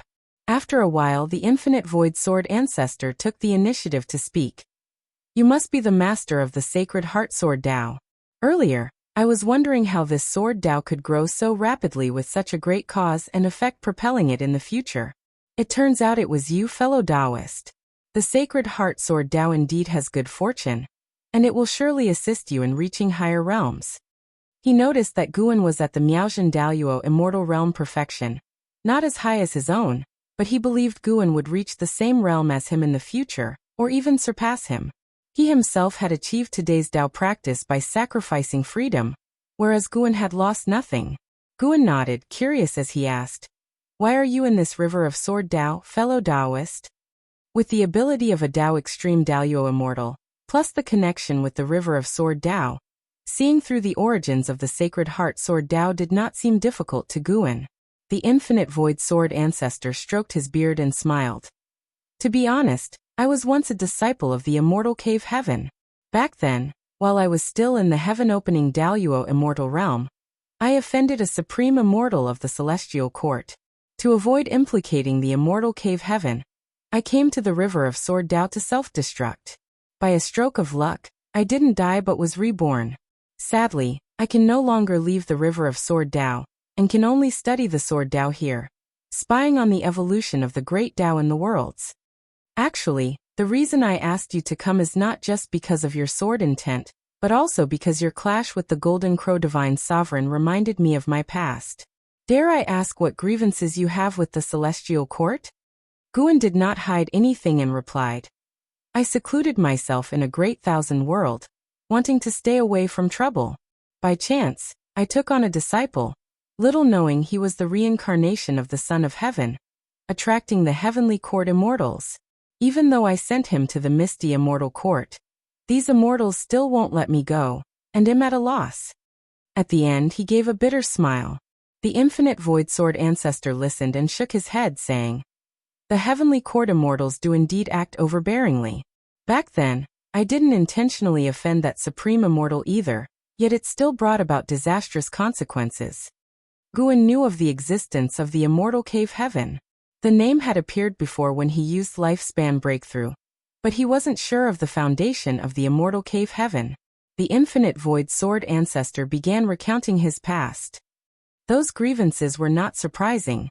He had merely stepped up to save a group of cultivators being harmed by a demon, but it turned out that the demon was backed by a supreme immortal. Since then, he had been beset by endless pursuits. As the two conversed, Guan began gathering information about the celestial court, and the infinite void sword ancestor did not hold back. The celestial positions in the celestial court, from low to high, are classified as celestial god, star monarch, main deity, immortal monarch, supreme immortal, celestial Tao venerable, and the supreme celestial emperor. The celestial positions in the celestial court are not entirely determined by cultivation level.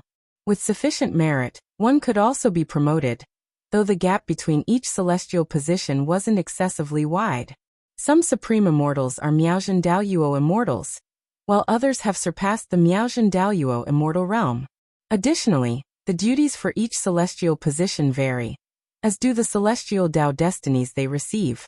Some immortals exist for combat and are extraordinarily powerful, while others who are less skilled in combat hold high ranks but may have cultivation levels lower than their subordinates.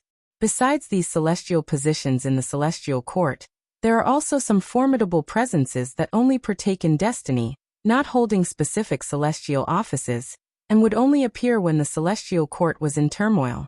Through the infinite void sword ancestor, although Guan could not determine the exact realm of the immortals by their celestial positions, he could at least confirm one point.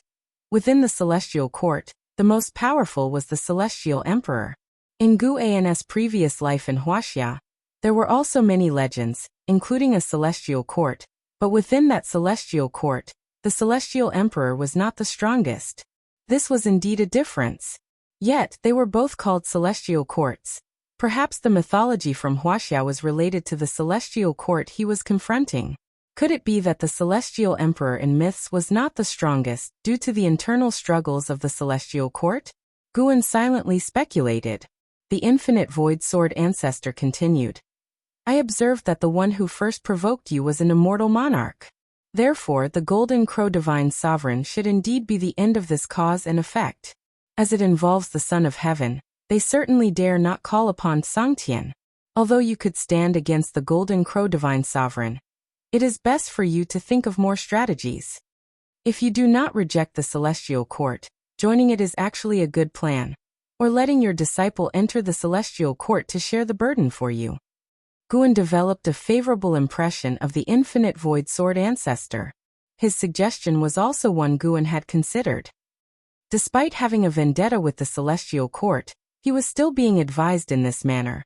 The infinite void sword ancestor was indeed sincere with him. I will consider it, though I am quite curious about the fight for the Son of Heaven. Could you tell me about it, fellow Taoist? Guan agreed, and then inquired further. CTH Novelfire. Net website on Google to access chapters of novels early and in the highest quality. If you find any errors, ads pop up, ads redirect, broken links, non-standard content, etc., please let us know report so we can fix it as soon as possible.